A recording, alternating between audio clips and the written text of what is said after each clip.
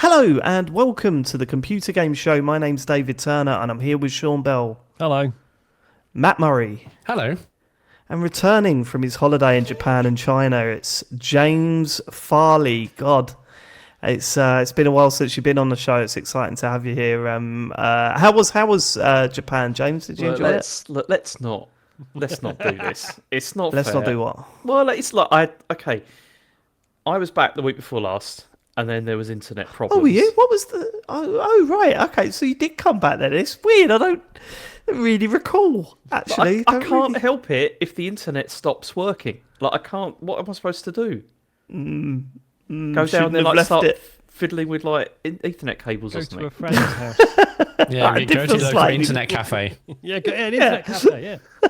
I did feel slightly bad for you because I just thought this is like the most James thing ever. Yeah. But instead of showing some sort of sympathy, it was the right thing to say that I thought you were lying to get a week off the pod. I think that was the right thing to do in that situation. So no regrets from me.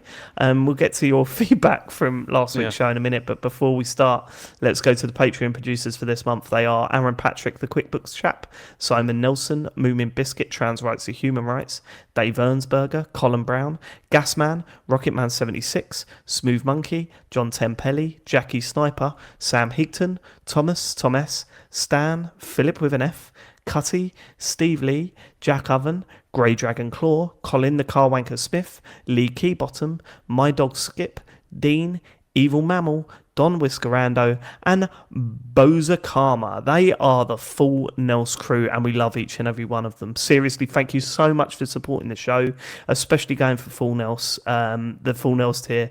We really do appreciate it. It's so lovely to have you on board. And if you would like to support what we do, please do, because we don't advertise. We're not funded by a big website or company or anything. We're fully independent, and we need support to keep going. It's patreon.com/TCGS.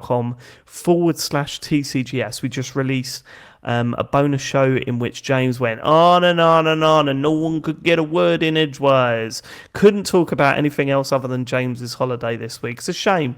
We all came with lots of things to talk about, but James took over, baby. I'm joking, of course. It was wonderful to hear about your travels, James. It was lovely. So thanks for showing up. And this week we have our Patreon stream. We're having a gaming stream this week, Jump Space. Yeah. Which, can I just say something? I feel bad because I know a number of times you guys have posted videos of this game in the WhatsApp chat and said this would be really good for a stream. Didn't watch a single one. So I've got no idea what I've let myself into with Jump Space, but we will be playing a game called Jump Space. Do you want to explain what it is, Sean? It's Sea of Thieves in space, Dave. Oh, good. It's not quite. Good. It's a bit more rigid in that it's kind of like a roguelike, but you're. But yeah, you 4 guys on a spaceship, and then there are bits where you're running around on the spaceship while one person's piloting it, and you have to and you'll sort of jump off and do little FPS bits, and then jump back on and repair the ship and fly around. It looks really good. Went into early access last week, I think. Yeah, no Jack I Sparrow. will watch. I will watch that. I will turn up for it and be involved in it. I'm quite looking forward to it. So that's patreon.com/TCGS if you want to watch our gaming stream. That is Thursday from 9 p.m. Let's get to your feedback. James Farley, what did you think of last week's show? I'll admit I felt a bit bad because we proper laid into various points during the show last week, and I thought, did we take it too far? I was kind of expecting it. And yeah, it was kind of what I was expecting. I mean, I did prep the news, Sean. I mean, I selected the stories, and I had notes on the ball. I thought I said you prepped it. Yeah, you said you prepped it. Yeah. No, but you were like, I had no time at all, and it's like, well, it didn't because we only confirmed you weren't on the show about an hour before. That's true. I mean, I could. Which is no one's fault. I love that. James Farley comes back. Here's my first note. Oh no, you are right. It is all wrong. Okay, fine. Let's. I mean, move on. actually, when I think back, I probably could have helped more by sending you my notes as well for each news story. But it's funnier not to, though, isn't it? So it's like, next thing I got was, there's never going to be a Mario Sunshine film. That's never happening. Thank you, James. Honestly, Matt Murray. What are you thinking? I think they might go for the whole universe, and at one point we might get Jack Sparrow. We might get a Mario Sunshine something. I don't know. I mean, possible. Might get Jack Sparrow. That'd be nice as well. Can you write down? You might get a Jack Sparrow as a episode title. Yeah, this is it. It won't be Sean because it's early, and it's also something Matt said. That's a double whammy of it. It's not happening. Yeah.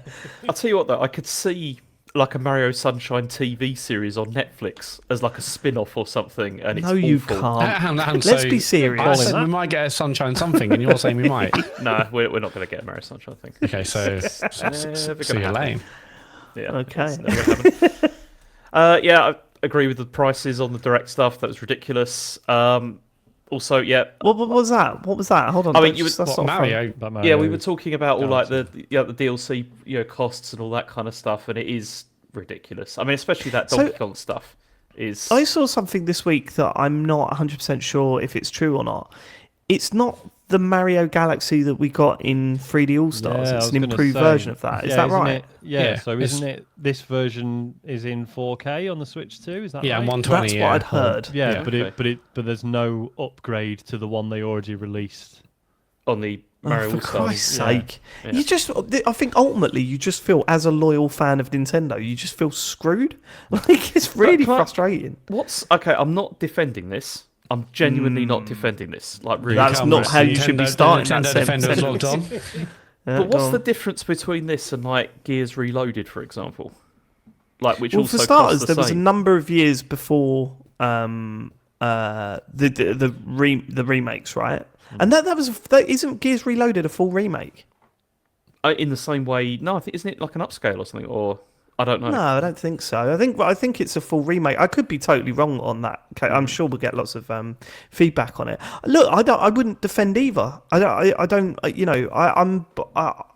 think what makes this feel so bad is that Mario Galaxy is already launched on the Switch, and it's like, okay, you've got it on the Switch. They're still selling this thing for the Switch, right?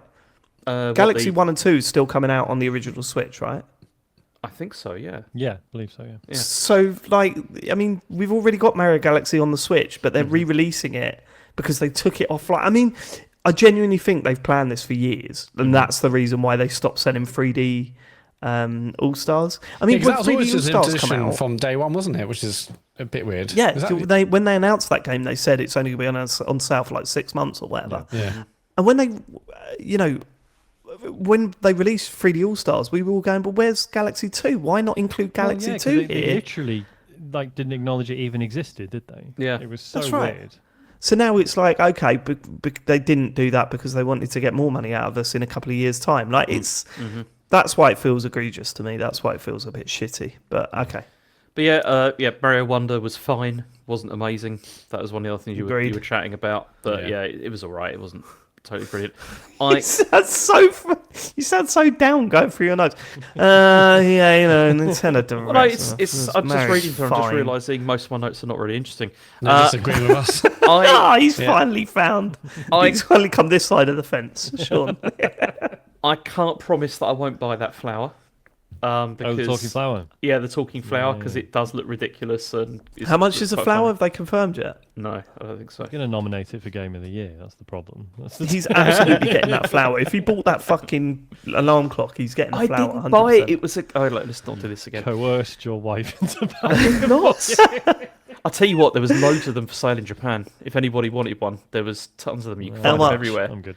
About 65 quid, I think, like equivalent. A lot cheaper. Yeah. It was definitely cheaper. Were they legit? Yeah. It was like in the Nintendo store they had them. Right, okay. There's loads of them. Okay. Fair enough. But definitely buying that Virtual Boy add-on. I mean, I've already pre-ordered it. And I'm really excited for that. That was that. Honestly, how could you pre-order? Isn't it coming out like in spring next year? Yeah, but you can do it on the Nintendo store. You can get it. Yeah, you can. You can pre-order it now. You need to get your pre-order in now. I was going to say, why pre-order it now? Just in case it it's like the 3D All Stars thing and it just disappears. You never know. This is how they get you. Have they said this is limited then? The cardboard one will be on AliExpress for £3. I know, but you have to hold the cardboard one. No, I'm with James on that. You need the big boy one. That is quality. Just if you're going to do it right. That was my favourite bit of that whole direct. I was made up when I saw that, and what I loved about it also was reading online. All these people like saying like, "Who is this for? Nobody wants this. James Bullshit. I want this." It's like, and I'm really excited by it. I don't all care. these people are probably like under 35, and are just like, "What the fuck? What is this?" Yeah. Well, yes, because they're all just like, "Oh, this is bad. It's rubbish and everything. It was a bad concert." I know. I love it. That's why I love it even more. I just want, and I don't care if it doesn't look as good as the original machine. Don't care about that. You know, it's just we've talked about and peek behind the curtain, trying to get Danny Wallace on the show, right? And this will be relevant, you know, because I've talked before about how because I used to read his stuff when he wrote for Total magazine, which is an unofficial Nintendo magazine, and I still remember his first day. They did this prank, and I don't know if it was legit or if it's probably staged, right? Where the Virtual Boy had come out, and it was like his first day in the office or whatever, and they put shoe polish on it, so that he had to go on it, and then he had a big black line round on his face. That's the one. That's why I do it. Funny stuff. Anyway, I was just thinking it'd be funny when the new one comes out, get him on the show then and be like, just talk about that. Rather than I thought you meant make him go on, look through that. Yeah, have a look at this. I thought you were suggesting I do that to Asher or something, you know, like when it turns up, you know. Stop, no, why would we suggest that? No, I don't know. We're not sick, James. I don't know. I've had a difficult couple of days with him. Okay. Yeah, I know. We'll get to that. That's coming up later on the show. It seems out of order for me. Yeah, harsh that.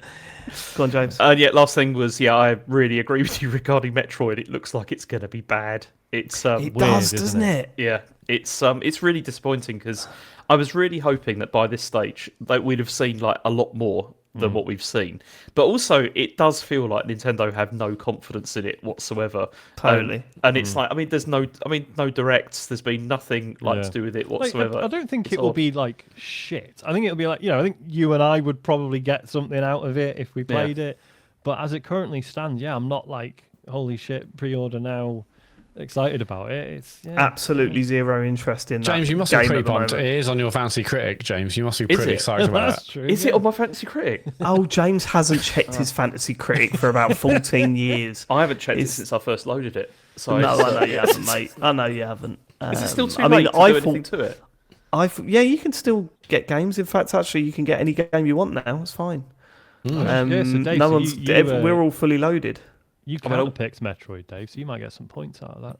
If it's I don't think it'll be that low. I don't think it'll be that low. It's a Nintendo game. It always gets an extra couple of points. It'll be a minimum 7 out of 10, which means that in reality it's a 5 or a 6. Does it have to go lower than 70, Sean, for Dave to get a point then on that regard? 70 or 75 is the threshold. I can't remember. While we're talking about the Fantasy Critic, what the fuck happened with Silksong? So you picked Silksong to be in yours, and it just gave you like 20 points before there was any points. It was 40 points originally. It pulled it down. It has. Where are we? Is it now?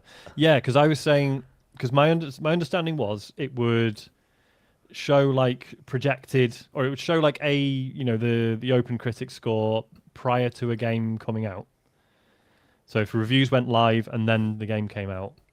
So when reviews go live, it would show the Open Critic score and it would update needlessly confusing but then on the day of release of the game, that would then fix the score and the resulting points. So I thought, well, shit, like the first 3 reviews of Silksong came out and gave it perfect scores. So I was like, oh my god, 40 points, here we go. But no, as that has been chipped away at by later reviews, it has reduced the amount of points I've been given for it. Which I think is fine. So I've got 23 points. It's at 92 on Open Critic now. Okay. Yeah, but that's still fucking high. Surprisingly high, actually. Please. That was more my game than the actual game. James, you're going to finish on negative points. I'm without a shadow of a doubt. Well, it's currently on 5, so very exciting. When you get to double, Bowls. I counterpicked Judas. That's good big, isn't it, this year? I reckon. But you just get 0 for that. So I think that's a safe counterpick. I think you're all right. Did I get? Because I got Mario Kart right. Was that in there? Yeah, you got 17 points for that. Oh wow. Okay, it's not bad. All right. Okay, that's our little update Yeah. on that. Right. Should we get to? Oh, you still got some more feedback there? No, James? that's all I got. It was a good show. Right. Let's get to the listeners' feedback. What are our listeners saying about last week's show, Matthew? Yeah, Ian Felix Diamond Lee has messaged, absolutely raging as I write this. Around 1 hour 26 minutes, David starts talking about the Saw movies. He references one of the characters, and Matt comes in, all guns are blazing, waving his doodah in the air, saying his name's Jigsaw, his name is Jigsaw. Wrong, Matt. Listen very carefully to what David says. He dresses like a little puppet from Saw. The puppet is not called Jigsaw. Matt, if you're such a big fan of the Saw franchise, name the puppet without Googling it. Go on, Matt. I mean, go on. Well, I mean, someone spoiled it, so Yeah, Moomin Biscuit in the chat spoiled it. I actually thought it was like an old timey name. I was going to say it's Bobby or something. So Billy was close. I'm going to say it's Billy. Thanks, Moomin Biscuit. I must admit, when I read this, Who's I did Jigsaw, think, then? yeah, Jigsaw's the guy that controls him. Yeah, Jigsaw's the guy who So, is alive. I've never seen the film. I was under the impression that Jigsaw was only ever represented by the puppet, and therefore No, it's like calling Emu Rod Hull. Do you know what I mean? It's yeah. oh, that's Rod Hull. No, it's not. It's Emu. You fucking idiot. Yeah, Jigsaw's in, then out, then dies, and comes back. It's all kind of mad stuff. But yeah. All right. Friend of the show, Chris Span, Kamito Man. Hi James, heard you telling Matt he can't have an opinion on platformers because he hasn't played enough. How many roguelike deck builders have you played? Hey. I mean, it doesn't really work, does it? Because I'm not saying I have got an opinion on roguelike deck No, builders. that's true. James isn't saying like, no, fuck you, Balatro is the best roguelike deck. Like, yeah. I don't understand. It doesn't. No, work. he's saying I hate all roguelike deck hates builders, all and I of them. don't want to be anywhere near any of them. But we've got two more about us, so we'll carry on. Big Bad Gary Dutton, UK's #1 Gary.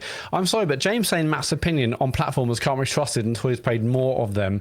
When coming from a lifelong Sonic fan, it's like saying you can't be a coffee connoisseur until you tried every flavour of Monster Energy drink. I mean, And also bullshit. I mean, it's like Sonic is used as an example, but there are other platform games also as well that you. To be fair, I reckon trying every flavour of Monster is a good way to get into coffee because you just be like, look, I can't fucking do this anymore. I need the opposite of another can of Monster.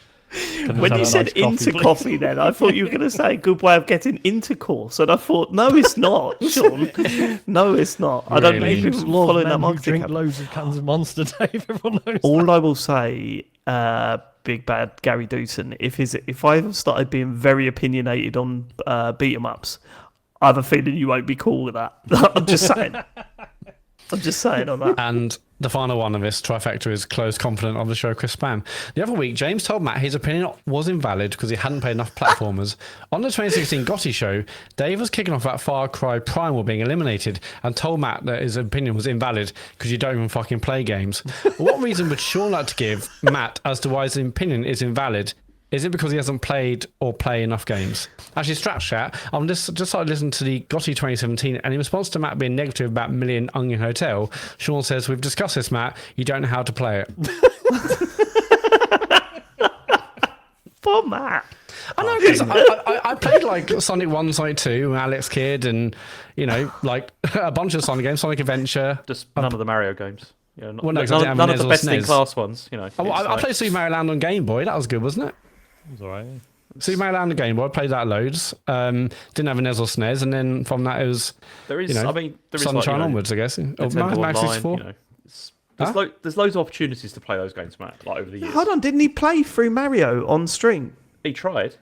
Yeah, I don't know where I stopped in that, but yeah, I didn't play NES or SNES ones. Played like Sunshine onwards, or well, Mario 64. Obviously, I played that, so I think I played enough.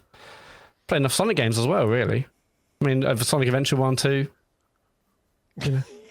Okay. James, I fucking hate it when you just go quiet. I don't know, but hang on. Sonic Adventure 1 or 2? They're like the worst. I mean, they're. I think that's what Matt was going for. I think You said I haven't played enough Sonic games, and I'm listing the Sonic games I have played. I mean, listing the worst ones. But you didn't say about quality. You said number before. You said you haven't played any Sonic games, and I'm listing the ones I have. You haven't played the good ones, I should have clarified. Okay, so which are the good ones? I played 1 and 2 and 3. What else have I not? Just out of interest, James. So right, what ones have I not played? No, hold on. Give 5 games that Matt should play before you trust his opinion the on required platformers. reading list. I mean, let's go for the 5. Okay, he's got to play Super Mario World, like absolutely, and I also think Yoshi's Island as well. He'd have to play through that because they're really good. Super Mario Bros. And then once I play them, then you'll respect my opinion on platformers. Yes, that's we need another 3. I thought you said I had 100% then though. Because you said you did. I had 100% Donkey Kong. Yeah, actually, I'm going to say you'd have to. I'd expect you to 100%. But I haven't done that. Yeah, I'm sure. Have you 100% in all the Mario games and the Sonic games? Not. But that's actually, a shame, isn't it? Okay, let's say you shouldn't have to 100% them, but you should have to have at least finished them. Well, I did finish Donkey Kong. I think we all need to. What we need to do but that's where the argument started. You said, "Well, you haven't got an opinion anyway," and I was like, "Well, I have finished it." It's like, "Well, it doesn't count. You haven't played the rest of them." Okay, look, we've had had 3. What needs to happen is the podcast needs to go on hiatus until all 4 of us have 100%. I played every single game. Yeah. I mean, Super Mario World, you can. We will not pause the Patreon payments. Yeah, so the 3 so far are Mario World, Yoshi's Island, Yoshi's Island, Super Mario Brothers 3. Absolutely, you'd have to play that. I would also say, I mean, somebody in the chat has said this, but I'd say Sonic Mania as well is a really good shout. Really? To finish. Yeah, it's a really good. All this just having an opinion on Donkey Kong Bonanza. I don't think it's worth it. Fuck off, Matt. No, you got one more though, James. I'm interested in hearing what, because I think you're running out of steam. No, I'm going to go. Maybe. I mean, I don't rate it as much. I played Zool on Mega Drive. I probably would say Banjo Kazooie. Actually, I played that in the day, back in the day. Okay. Finished it, Matt. I don't know if I pulled that one out. I don't have 100% either. But I finished it 25 times, Matt. He did. Yeah, so you got the best opinion. Yeah. How many times did you finish it, Sean? No, you know what it is, Matt, is that I tend to agree with James on platformers. That's why my opinion is validated. Yeah, exactly. Whereas you don't. And that's where the biggest problem here is he hasn't played the fucking Mario games. That I just can't understand. I fucking listed all the Mario games. I haven't played like a couple on NES or SNES, but you haven't played any of the foundational ones. Like that's the thing that blows my mind. So everyone again needs to play the first ones in order to play. I have an opinion on the current ones. If you're doing a video games podcast where you're trying to critique like these sorts of games, then yes, I think you should have to. I think you are way out of line. Fucking hell, James. Honestly. Last week James actually apologised to me for what he said before, and I politely said, "Okay, whatever, James." He really fucked me off, but you've done it again. Well done, James. At least he shows up. Yeah, I can't help it. I think that's quite important to be on the podcast. Actually, be on the podcast rather than not turn up and then say, "Well, you haven't 100%." Zool 16. What I just like dripping in a little bit of spice, just add a little bit of seasoning to the conversation and stepping back. Okay, listeners, we want to know what side of the argument you're on. Please send us a message. I think we all know whose side they're going to be on. Everyone's going to be on Matt's side. Yours. You're the favourite, James. No, it's not true. Come on, we just got 3. We got 3 emails here slagging me off for saying. Yeah, but they're all Sean's mates. They are. So you know, get a stirring them up. Can I just say, I have no hand in this. Bollocks. You stake all of your friends and messaging in. Going, well, actually, if it had come up in like a WhatsApp group, I would hold my hands up. It genuinely hasn't. I don't believe that for a second. I don't fucking believe that for a second. Chris, you're in the. In fact, Gary's in the chat as well. Can you exonerate me, please? Why don't you just put it in the WhatsApp group? They were just repeating what's been said in the pod. I don't think they were slagging you off, were they? Okay, all right. Okay, Joey Nice Soup has messaged. Very much enjoyed hearing Sean's plans to cultivate forced rhubarb. Growing in soil, that is, and I quote, fucking horrible and basically poo, while under the cover of complete darkness sounds like an ideal father-son activity with 0 potential pitfalls. I'll pass on the crumble and just have ice cream, thanks. Lots of love. Johnny Nice Soup. So, when I say in complete darkness, you don't do it in like a dark room like you would develop photographs in. You just put like a bucket over the plant. It's not like the entire room is in complete darkness. That would be an absolute disaster. But yeah. I mean, right. I don't know how the rhubarb's going to turn out. It could go either way. It's only really a complete disaster if the dark room has an open washing machine in it. Yes. That's when it becomes a fucking disaster, all right? Yeah, that's an issue. I thought it was the dishwasher, or was it the washing machine? It's a dishwasher. He's always inconsistent. He's changing his story. Oh. When did I say washing machine? Interesting. Just now. Oh, dishwasher I meant. Fuck! I failed in the little punchline there. Phoenix, and the worst thing is, I'm not on painkillers this week. So I cannot use that. Or are you just trying to wean yourself off them? Yeah, ran out. Okay. I'll send you some. I'll still be chomping them. Don't you worry about that, boy. I have genuinely got some left over from when my back was fucked. If you want them. No, it's fine. It's fine because that's illegal. Okay, Matt. Next bit of feedback, please. Gandhi Pitchford has messaged Sean sitting in Kew Gardens with a catapult, throwing shade at brother Randy's sartorial choices. I didn't really get this, but I thought it was funny anyway. Just the idea of me I don't know. Yeah, sitting in a nice garden with a massive catapult. I don't know. Yeah, that does sound good, actually. He does dress really badly, though, and I stand by that. Good. Next bit Colin, lovely day, Shads. Top work. Wish James was on it, though. A couple of things to highlight. Grown tube, question mark. I've always called it a ghost stick, but grown tube is a banger. Yeah, it's definitely grown tube where I'm from. Yeah, it's not ghost stick. I've never known what they were called, so I was happy. Yeah, nor had I, but a grown tube makes more sense than ghost stick. Ghost doesn't do that when you do it. The internet agrees. Oh, so on Amazon they're just called noise tubes. Yeah, license. Everybody's trying to get away with it. Yeah. Wikipedia, which now is the most reliable source of information, even though you used to agree that you need to look something up in a book. Wikipedia doesn't count. Wikipedia says it's a grown tube. So there you go. Okay, good. The thing is, I'm waiting for those to be a big thing on TikTok Shop soon. Hey, remember these? Someone's going to get fired for how many you can buy for £1. Well, let's get ahead of it. If that's not a trend yet, let's buy shitloads of ghost sticks. Yeah. I mean, them on AliExpress. Team Cherry should get involved. AliExpress this week. They're doing well. What was that, James? I said Team Cherry should get involved and have that sound that one of those enemies makes. You know, that... Yeah, but I'm not going to be able to play that game now without thinking of Mr. Burns, because the enemy does actually sound like Mr. Burns, and now it's been pointed out it's killing me. All right. Okay, Colin continues. Pie for Pringles, it's a tube, surely. Still typing and says you're explaining it's an Alan Partridge reference, but I'm sending this anyway. Ooh. Dave sounding ever so slightly off all show because of painkillers was killing me. Some subtle slurring of words, semi-incoherent explanations, and a conversation topped off by the regular clarification of I'm on a lot of painkillers made the show a real treat. Love you loads and loads. The thing is, I didn't think I did too bad last week until I listened to it back, and I was like, oh... Those painkillers were affecting me way more than I thought they were. So sorry about that. And I meant to look it up because it was very funny. When Matt was talking, and sorry, podcast, this is a visual thing, but I'll describe it.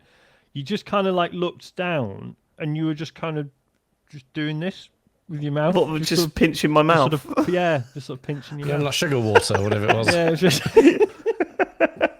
I didn't know where I was. The funny thing was, I think it was the next day I had an hour-long meeting about doors on Teams. Okay. And at one point, I looked at my camera and my head was just fully down. And I went, whoa, I better sort myself out. And I had to go, listen, I'm on a lot of painkillers. Please like and subscribe. And I was going to say, yeah, we saw the show last night, don't we? Yeah, exactly, yeah. Grown tubes are £1.89 each on AliExpress. Okay, it's about $1,000's worth. Yep, I'll put the order in now. Just give me the TCGS PayPal details, Matt. Okay, no. Tickly Tadger, just a heads up to Mr. Murray, who mentioned the Mario Galaxy double pack interest. Smiths is doing it for $49.99, and you get a free pre-order Mario Boo cloth mat. It's not a Switch 2 version if such a thing exists, but at least the games will be on the cart. Yeah, I've seen like the physical pack between 40 and 50. So it's definitely a lot cheaper. This but cloth mat that you get. Because if it's good, it's a reason to get it from Smith instead of anywhere else. But it's still 12. Like it's still over £15 more expensive than just buying the single one on. That's true. And I only want Galaxy 2. Yeah, really. but Galaxy 1's still wrapped up for me, David. So I want both. It's your nest egg, isn't it, Matt? Yeah, exactly. Yeah, that's better than Bitcoin now. Bitcoin's gone. I've got my Mario. How much did we look up last week? How much CEX would buy it for? It's not that. It's like eBay prices are like 50 or 60 quid, I think. So I've almost doubled my money. Yeah, but it almost doubled my money. They must have gone down now. Now this has been announced. Yeah, I'd have thought so. But this is an unopened pack, though, James, with all the games. So actually, it's worth more than just little games you can buy online. I don't know if it is, mate. I don't know if it is. It's a microfiber cloth. Oh, right. So it won't be. It's not like a mat. It'll just be one of those really. I mean, they're quite useful for polishing cleaning your glasses. That's about it, isn't it? Cool, though, isn't it? Cool. If you're in a meeting, you're like, you know. I thought sorry, the noise that Boo makes, Matt. Is that... No, that's me wiping the you glass. You play more Mario games, mate. That's the famous Mario sound, isn't it? See, I thought... Sorry, never mind. You all right, James? What's up? No, I read that wrong. I thought... Because it's a Mario Boo cloth mat. But I thought there should be a comma after cloth because he was addressing Matt to say that's what you get. Yeah. Right, so maybe he wasn't saying it was a mat. I don't think he's saying it's a cloth mat. I think he was cloth, saying it was cloth, mat. Mat. Yeah. Name don't know, cause a lot of confusions, does it, Matthew? Doesn't it? My Just rebrand. your full name from now on, I Matthew. reckon. Yeah, Matthew Murray. Okay. Okay, Mike Cock swings. Oh dear. Oh dear. Can't believe he got me. Michael! I couldn't believe how happy Dave sounded last week. One of the longest shows, and not to moan about the show length, no arguments with Matt about his opinions, and just a general happy mood, laughing and joking. Now, this can be only one of two things. It was either the fact he was drugged up on pain relief from his shoulder or the lack of James's attendance. If it's the former, that's fine. You could get the missus to slip a little something into his tea each week before he records the show. If it's the latter, this is more serious. I'm wondering, would Matt and Sean prefer a moaning Dave with James present or a cheerful Dave, yet James's internet connection disconnected for good? It's nice. The question is directed at you and Matt, Sean and Matt, so... It's definitely the drugs. I don't think we need James, yeah. So I think we can just... Yeah, I'm always happier when James is about. Always, like there's not even a question.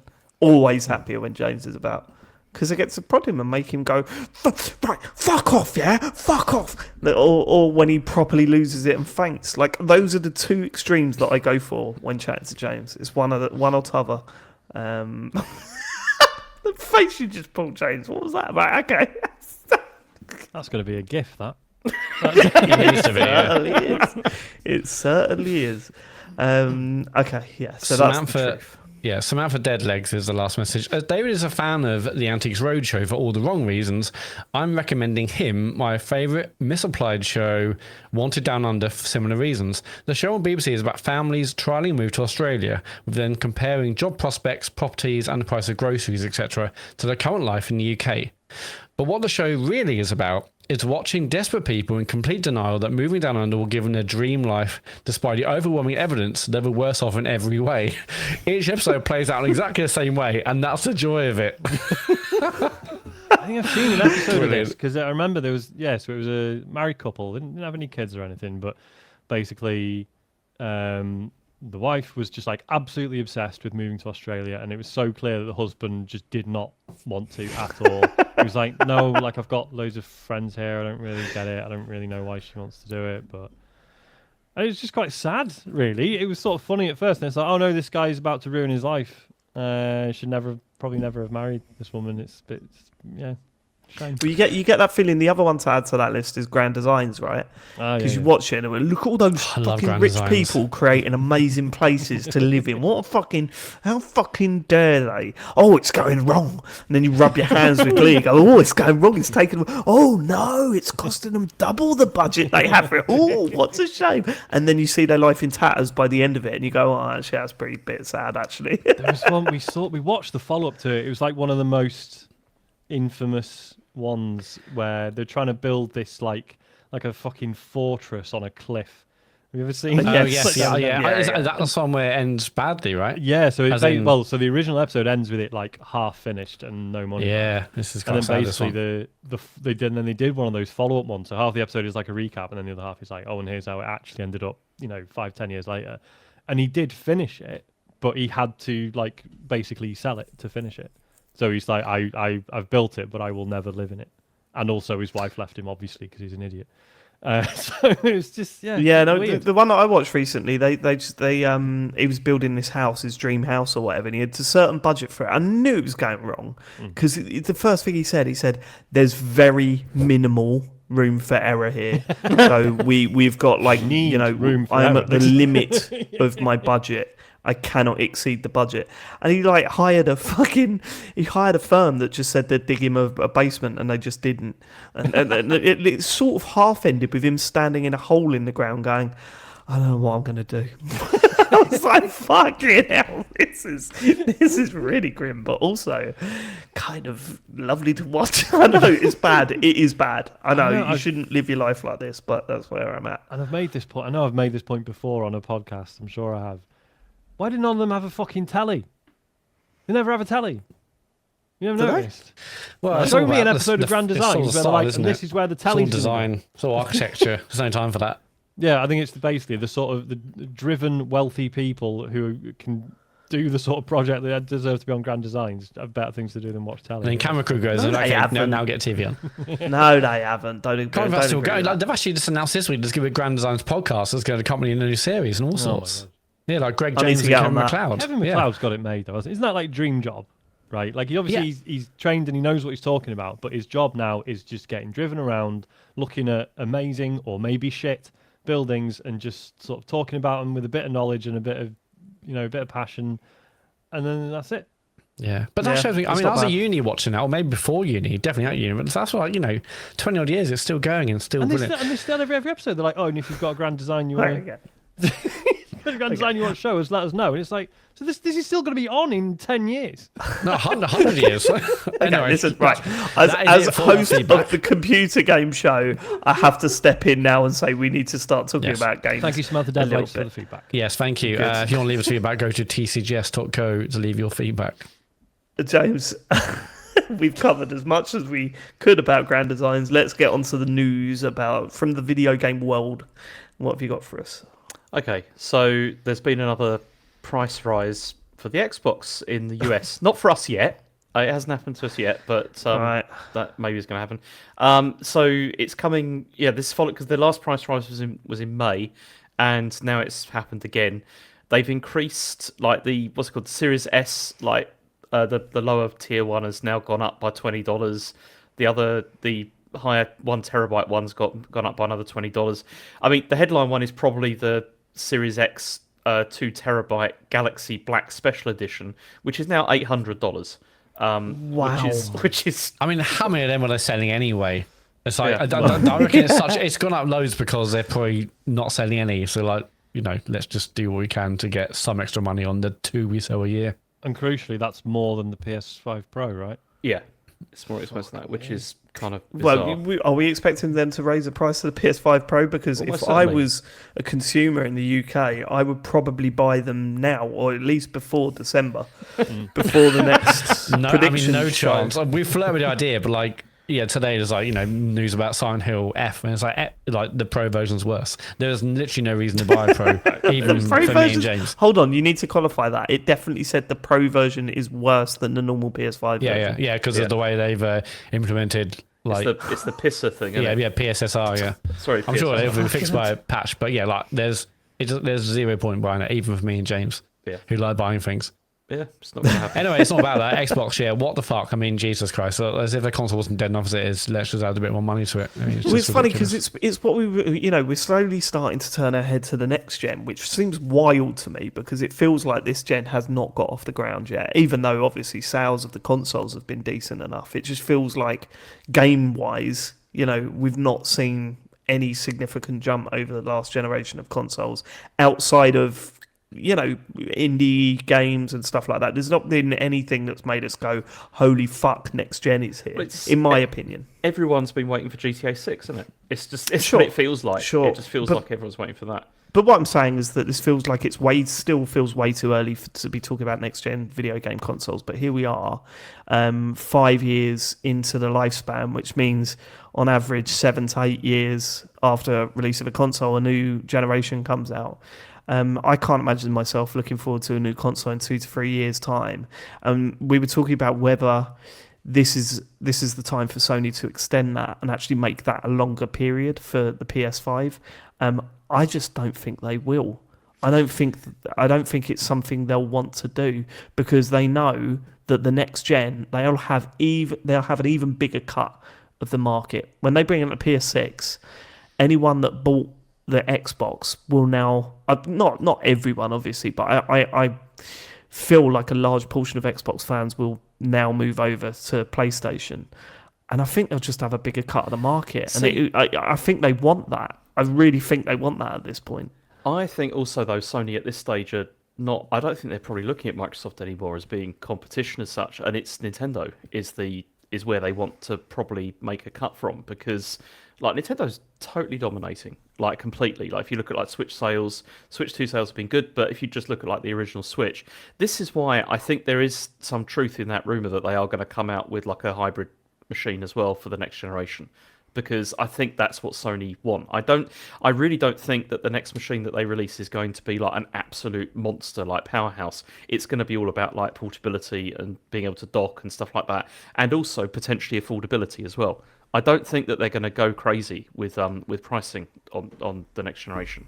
That's just, I guess, because if, as I said, like when I went to Japan, it was like you just look around, it's just Nintendo everywhere, and it's just like that strategy's worked for Nintendo.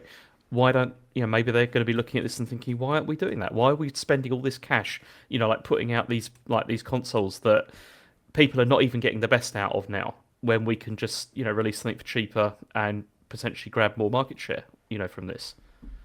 Yeah, that's my it'd guess. Be interesting. I think for me the first thing is to decide like when they start turning to the next gen, when they start thinking about touching on it, when we're going to hear about it. I think if we start hearing about it next year, I'm going to be massively disappointed. Yeah, I think we'll hear about it in 27 and come out in 28, but we'll see. We'll see. Will the pod still be going? That's the question. That is the question. I mean, do you want to hear what Microsoft had to say about this? Because I have got a reason. Oh, go on. About the pod? Yeah, cool.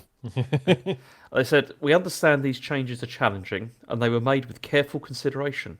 Looking ahead, we continue to focus on offering more ways to play more games across any screen and providing value for Xbox players. So, yeah. Brackets. You don't even need to buy an Xbox if you think about it. Just install the app on your TV, you weirdos. Yeah, it's the same. Who wants an Xbox? But we've always talked about next gen and all the price rises and stuff. This also makes me think, well, also probably best to buy them on day one. Yeah. Because... I mean, I would anyway because I'm a mug, but we've always, again, now I'm thinking actually, whereas before I wanted to buy on day one just to have the new toy, but now I'm like, well, actually, it will probably go up again if I don't buy day one. And I mean, God knows where the economy being 27, 28, probably the same or worse. But that's the thing. Like, I mean, yes, affordability, I'm sure for PS6, but will they be cheaper than the PS5 at the time, or it's like there's gonna be a weird kind of link between the generations if PS5 has already had price rises and it's going to have more, I would assume, before new systems come out. Then what? They can't say, here's PS6, it's actually 200 quid cheaper. Like, what the fuck? Why would I buy a PS5? It'll be PS5 Pro at that point. And that's why this is so weird, isn't it? Because usually, like, in the past, consoles always went down in price, so there was a gap between, like, PS4 and PS5 because the PS4 just kept going down, whereas this time, maybe it'd be even more expensive by then. It's just, I don't know, it's bizarre. It's odd. Do you want the next story? Yes, please. Because it's about Sucker Punch, and this is all about a dev that was fired from Sucker Punch because they made a joke after Charlie Kirk's death, and so this was it was an artist. It was Drew Harrison, and she was a 10-year veteran of the studio, and she said, "I hope the shooter's name is Mario, so that Luigi knows his brother's got his back." And this was on the day that the assassination took place, and then Sucker Punch fired her, but then made no comment at all about why this had happened. But then Brian Fleming, studio head, has now spoken to Gamefile, and he said this. He said, "The facts are accurate. Drew's no longer an employee here. I think we're aligned as a studio that celebrating or making light of someone's murder is a deal breaker for us, and we condemn that kind of in no uncertain terms. That's sort of our studio, and that's kind of where we are." And I mean, the accusation is that this is because there's been a lot of pressure being put on by a lot of right-wing commentators who are attacking anybody that says anything bad about Kirk. Even stuff when people mention things that he's actually said, people have a go and get very angry about this. And like Bethesda also pulled a video it was a Indiana Jones video where it was like a clip of like Indiana Jones talking to a cat saying, "You don't care much about these fascists, do you?" And they've now removed that video. And then also, I mean, Microsoft have made a statement where they said, "We're aware of the views expressed by a small subset of our employees regarding recent events. We take matters like this very seriously, and we are currently reviewing each individual situation. Comments celebrating violence against anyone are unacceptable, and we do not align with our values." Meanwhile, Drew Harrison has had her say as well. Like she said, Sucker Punch is amazing and one of the last few bright shining lights in the game industry. I still support them, and I cannot condone any animosity directed at them. It's truly all the best people. So it's quite complicated, but also quite straightforward. I mean, fair play to the employee for posting that out. That is a huge thing to say when you've lost your job over something like that. It's it's a tough one, isn't it, to read? Mm-hmm. It is, because on the one hand, like I've said before, like my workplace's policy is you do not identify yourself as an employee on any social media, and I think, do you know what? Good. I feel like personally I benefit from that, and I think anyone who's identifying themselves as an employee of somewhere on social media should be incredibly careful. That said, I don't know, that joke, I don't think it's a great joke anyway, but I don't know, I don't feel like it should have been a sackable offence. Like, I think what worries me is that something like this probably would have just been a reprimand and a delete it, say sorry. Right. But is it resulting in a firing because of the pressure from shitheads online? Yeah, let's not.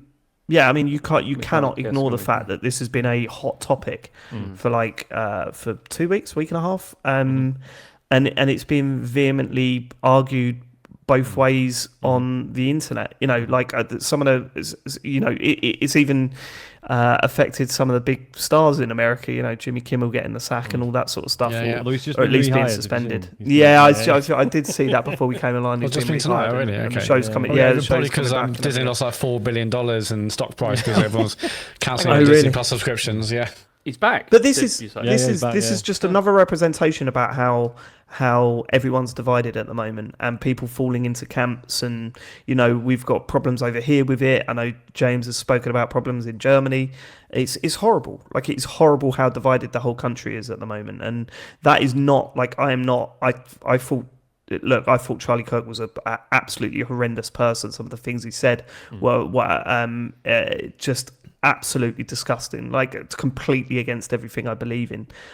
So there's not me saying, "Hey guys, it's bad both ways." Like, I'm not saying that at all. What I'm saying is that I'm sick of how divided this country is in particular, because that's where I live. But obviously, it's all around the world, and this is another representation of how this is just driving us all apart at this point, and it fucking kills you, because we all know we're more vulnerable when we're this far apart, and when there's this much of a clash going on around the world. It fucking sucks, man. Like, I don't want to look. We don't want to bang on about it too much because this is a world issue thing, and I know a lot of people didn't come here for that. They want to talk about video games and hear us slagging off James and that, but it is it's really fucked me up the past. It's really fucked me up the past couple of weeks, and your brain runs away with you. So I think the other thing, and other people have made this point already, but the studio hasn't said fuck all about Erika Ishii getting harassment for the last year because they're playing the main character in the new game, and heaven forbid the new main character be a woman. Right.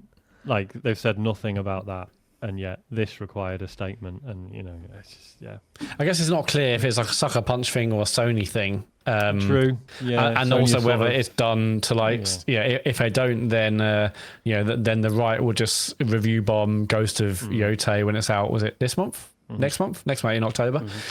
So maybe they're trying to get ahead of that, but still, I don't think this is the right way to really. Well, really no, go about it. When Imogen was on the other week, she's saying it's really interesting all the shit that Assassin's Creed Shadows was getting, and it fucking sold shitloads. Like, these people are a minority. Like, so. Well, that's what but now people are losing their jobs because of this vocal minority. Yep. Okay. Yeah, there's a lot we could say about this, but this is probably not time, maybe. Anyway, should we move on to the next story for this? No. That's generally how it works. Oh, just checking. Should we do a vote? Yeah. Yes, please move on to the next story, James. Come on. Do you want to move on, Matt? Yeah. Okay. So Tencent have now responded to this Sony lawsuit that now, do you remember this? We talked about this a few weeks ago, where it was alleged that there was a Tencent game that had been started as a proposed Horizon game, but then they'd been knocked back by Sony, but then they went ahead anyway. And so then there was all this art that has been like, was produced, and people were like, yeah, it does look a lot like Horizon, and even though it was supposedly a brand new game.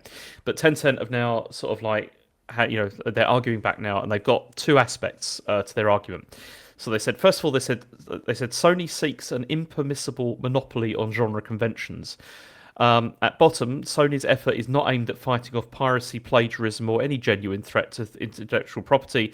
It is an improper attempt to fence off a well-trodden corner of a popular culture and declare it Sony's exclusive domain. So first of all, they're saying that this is not a plagiarism, and it's just basically Sony are just trying to grab this and say this is ours. No one can copy it. Then they also said by suing over an unreleased project that merely employs the same time-honoured tropes embraced by scores of other games released both before and after Horizon, like Enslaved, The Legend of Zelda: Breath of the Wild, Far Cry Primal, etc., etc. Sony seeks an impermissible monopoly on genre conventions, and Tencent have also said that they're attempting to sue the wrong company because they're saying, look, we're just Tencent Holdings, we're just a parent company. This is nothing. We've got nothing to do with the development of the game. It's completely fine. However, shortly after Sony began suing Tencent, so this is the Light of Motiram, that's the name of the game, on their Steam page, they altered and removed or edited the key art that was up already that looked like the Horizon stuff, and then they rewrote the description as well. So that's quite funny. But so they're basically trying to fight back and say that no, this is not plagiarism, even though it's plagiarism. Looks I've like not seen Horizon much Dawn of this game. Yeah, Horizon Dawn. I haven't seen this game. How bad is it? Has anyone looked at any footage or looked into it further than the news? The original.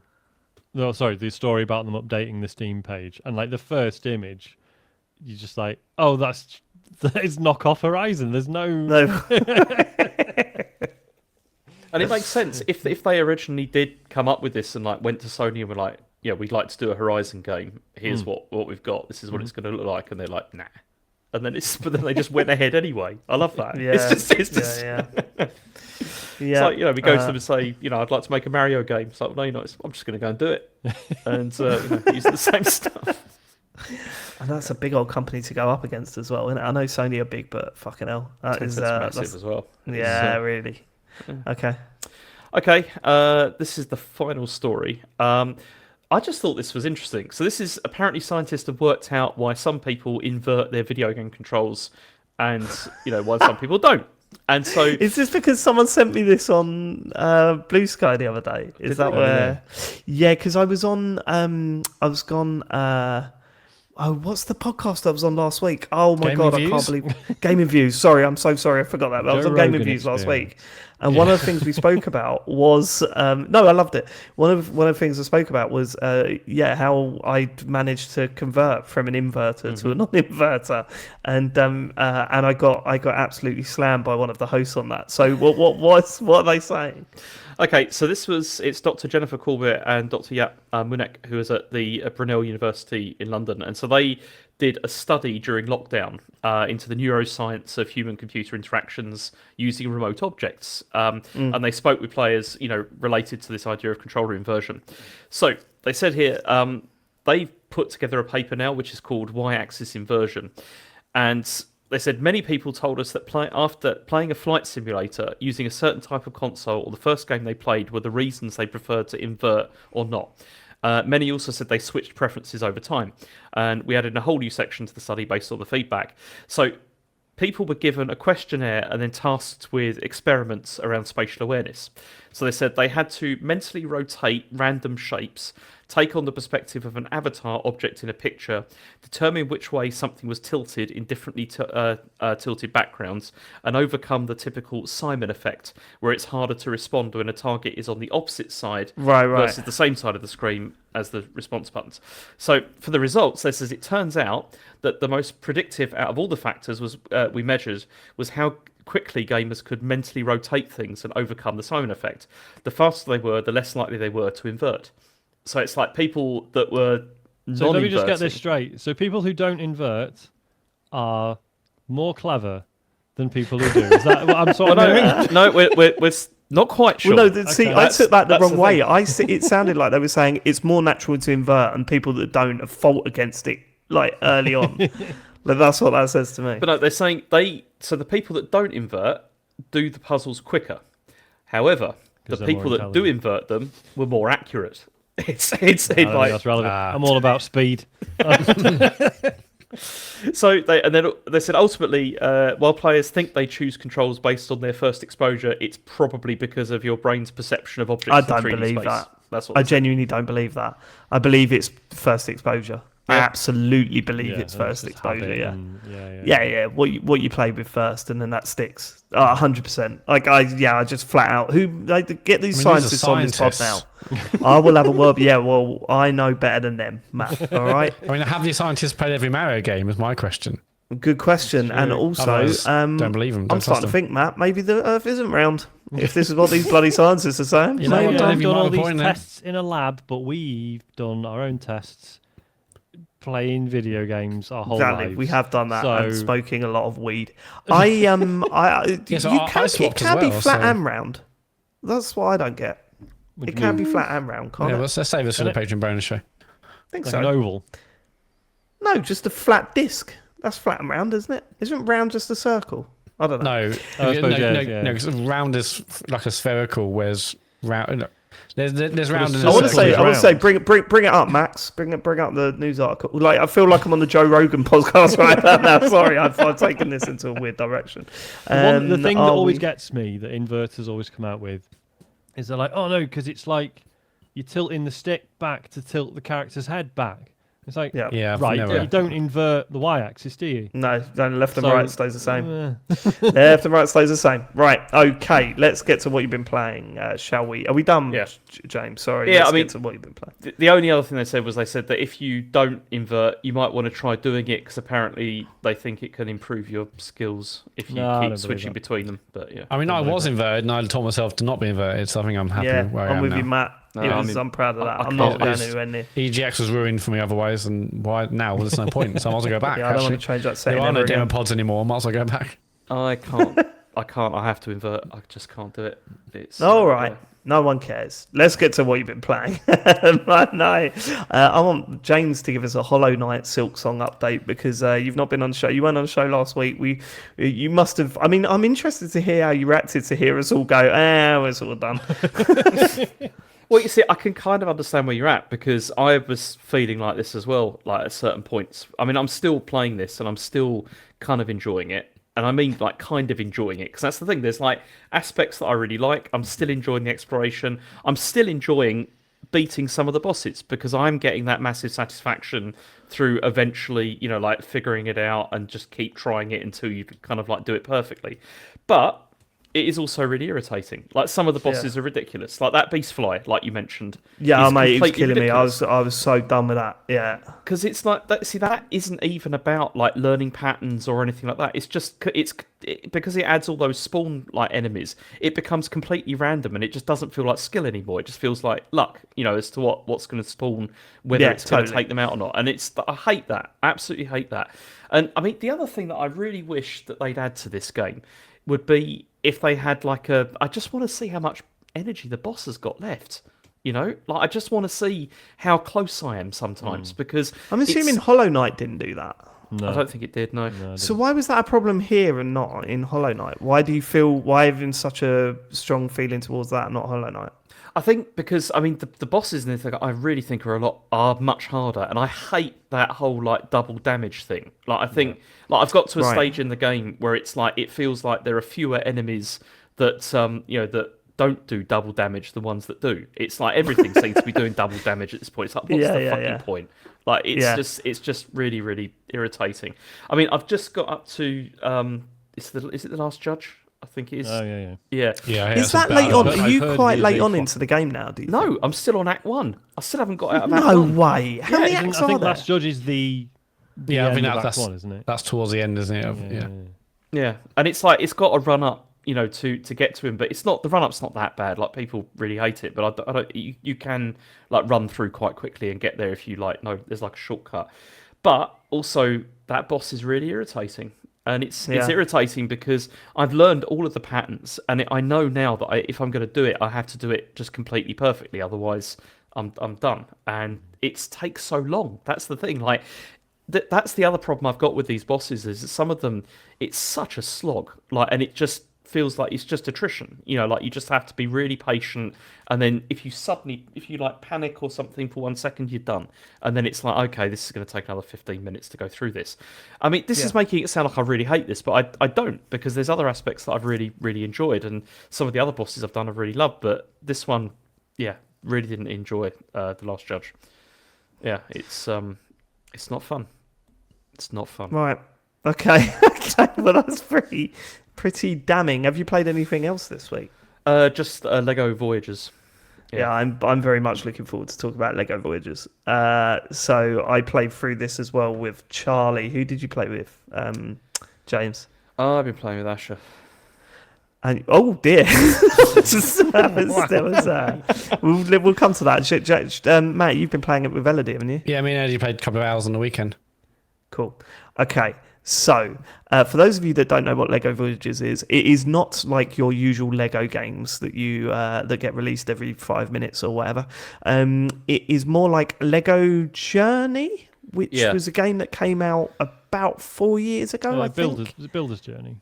Was it Builder's Journey? It was a short. It sort of looked more like a tech demo for what do you call it, ray tracing. Like, it was a big thing in the ray tracing world at the time. It was like, holy shit, look how good this thing looks, even though it's just like little pieces of Lego.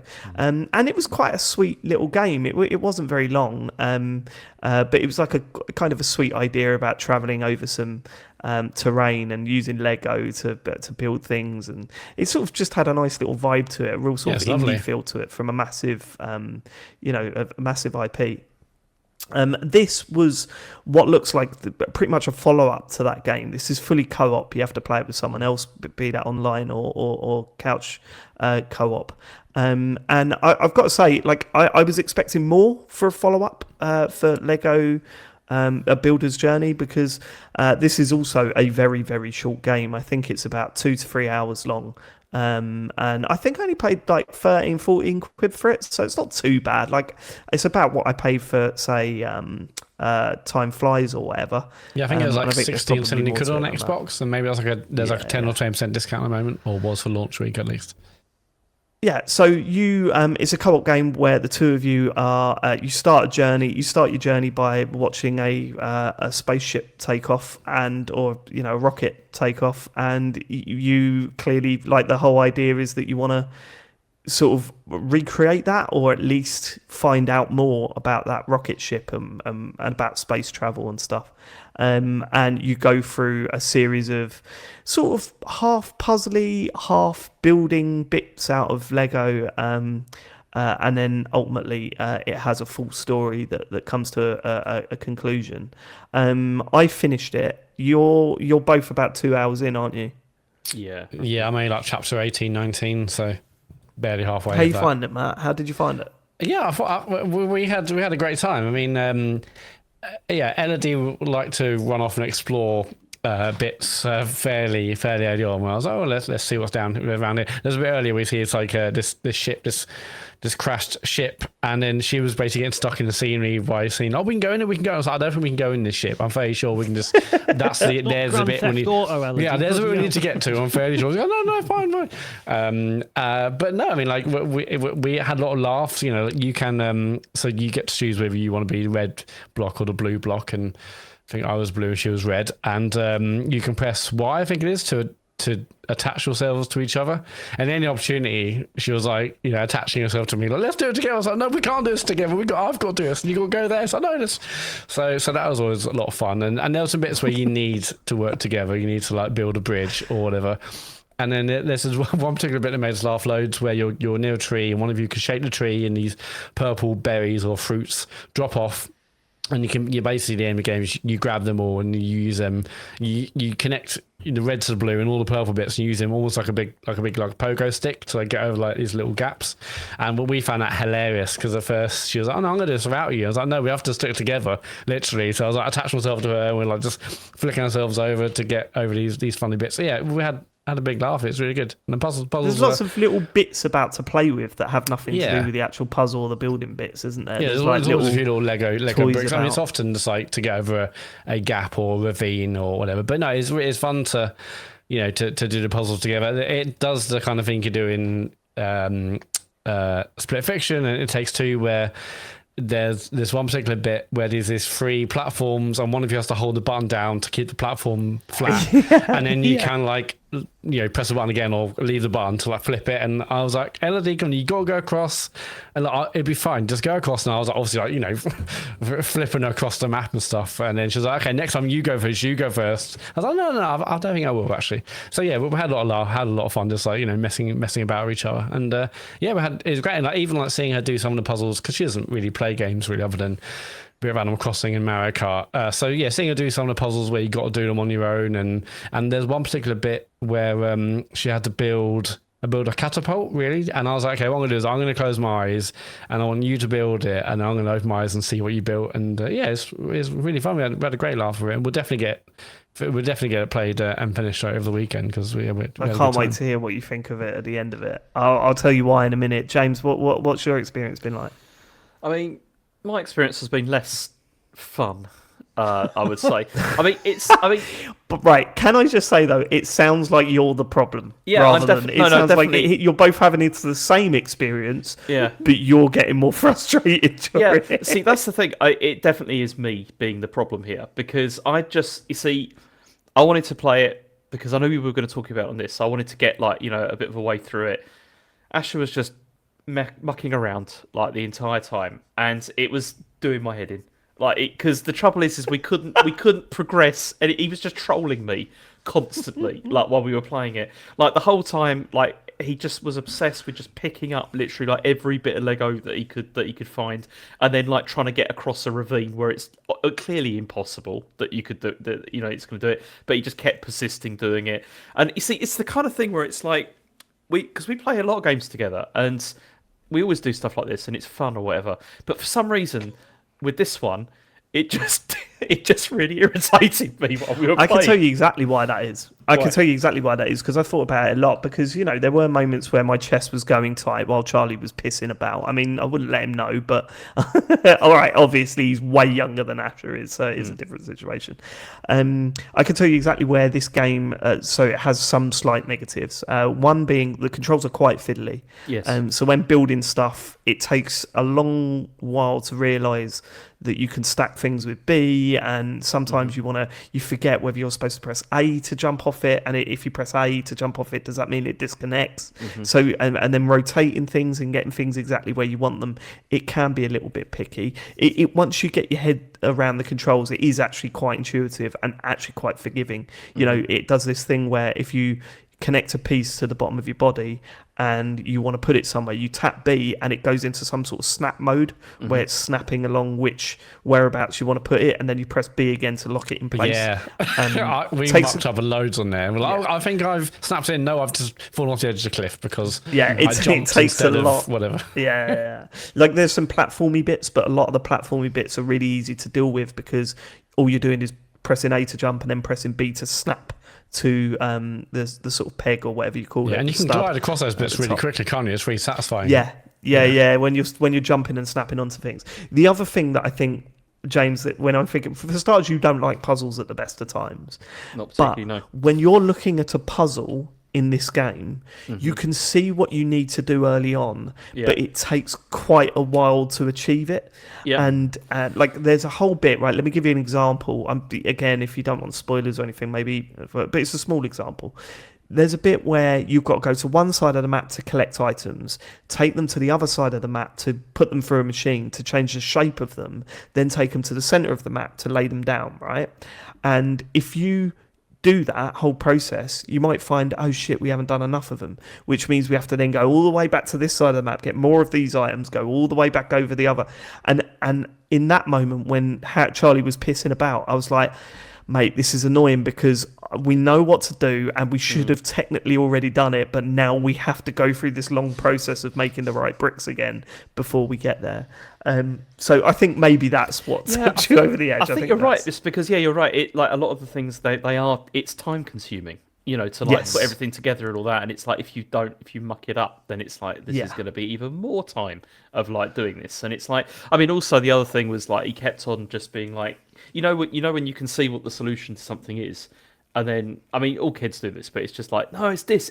I'm going to try this. This is definitely going to work, and it's like, definitely not going to work. Like, definitely not going to work. And it's just like, that's what maybe helped me and Charlie, because Charlie, he become like my helper. So he couldn't do the puzzles on his own, and he couldn't come up with his own ideas. Or he did a couple of times. He went, I think we need to do this. And I'm like, yes, Charlie, yeah, you're right, actually. Mm-hmm. But I would then do all the technical stuff, and he would be my little helper, bringing me the bricks that I needed and doing the easy stuff while I worked on building bridges and all that sort of shit. So all that stuff, I was enjoying it, and I'm going, this is okay. This is obviously not on a level of Split Fiction It Takes Two, which we just finished, by the way. We played through Split Fiction. I think I mentioned it on the podcast last week. So moving on to this, it was like, this hasn't got the same level of oh my god about it. I'm enjoying it. I'm quite liking the little tweed tale that it's telling, just by showing there's obviously no text. The only thing you've got is a button to communicate with each other. If you press the X button, you make this beep bop bap little sound to each other, which is obviously a little bit. Which is obviously like pointless when you're sitting next to each other, but you're doing it all the time. Like, so there's bits where you're going along in vehicles and you've got nothing else to press, so beep, bop, bop, bop, having a little chat with each other is kind of fun. The reason why I was begging one of you two to finish this before it comes about, and I'm really struggling to know what to say about the ending of this game, or at least the last 45 minutes to an hour, because I don't want to overhype it. But I feel the game takes a dramatic turn in that last hour, to the point where I went from this is an okay game to being in, like, I blubbed like a baby at the end of this game. Like, I was in bits. I was in absolute bits. And I'd love to talk to you privately about why. I'm not even sure if it's what the game is going for. I think it is on one level. But I'm interested, James, did you select player 1 or player 2? I've selected player 1, I think. Right, so when you selected player 1, did you choose the blue or the red blue Lego piece? Right, okay.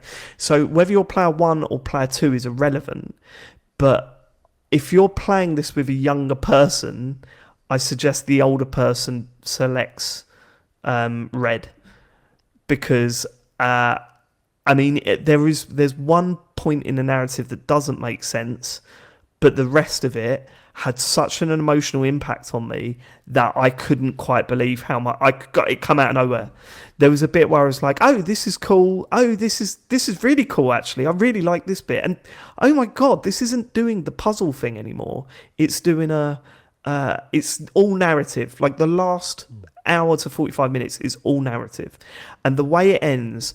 Fuck me. Honestly, I was gone. I was properly crying. Joe come in and just went, "What are you doing?" And I went, well, she's not that horrible. She went, you crying over a video game? I went, yeah. That's still quite Lego bad, video game. And it will...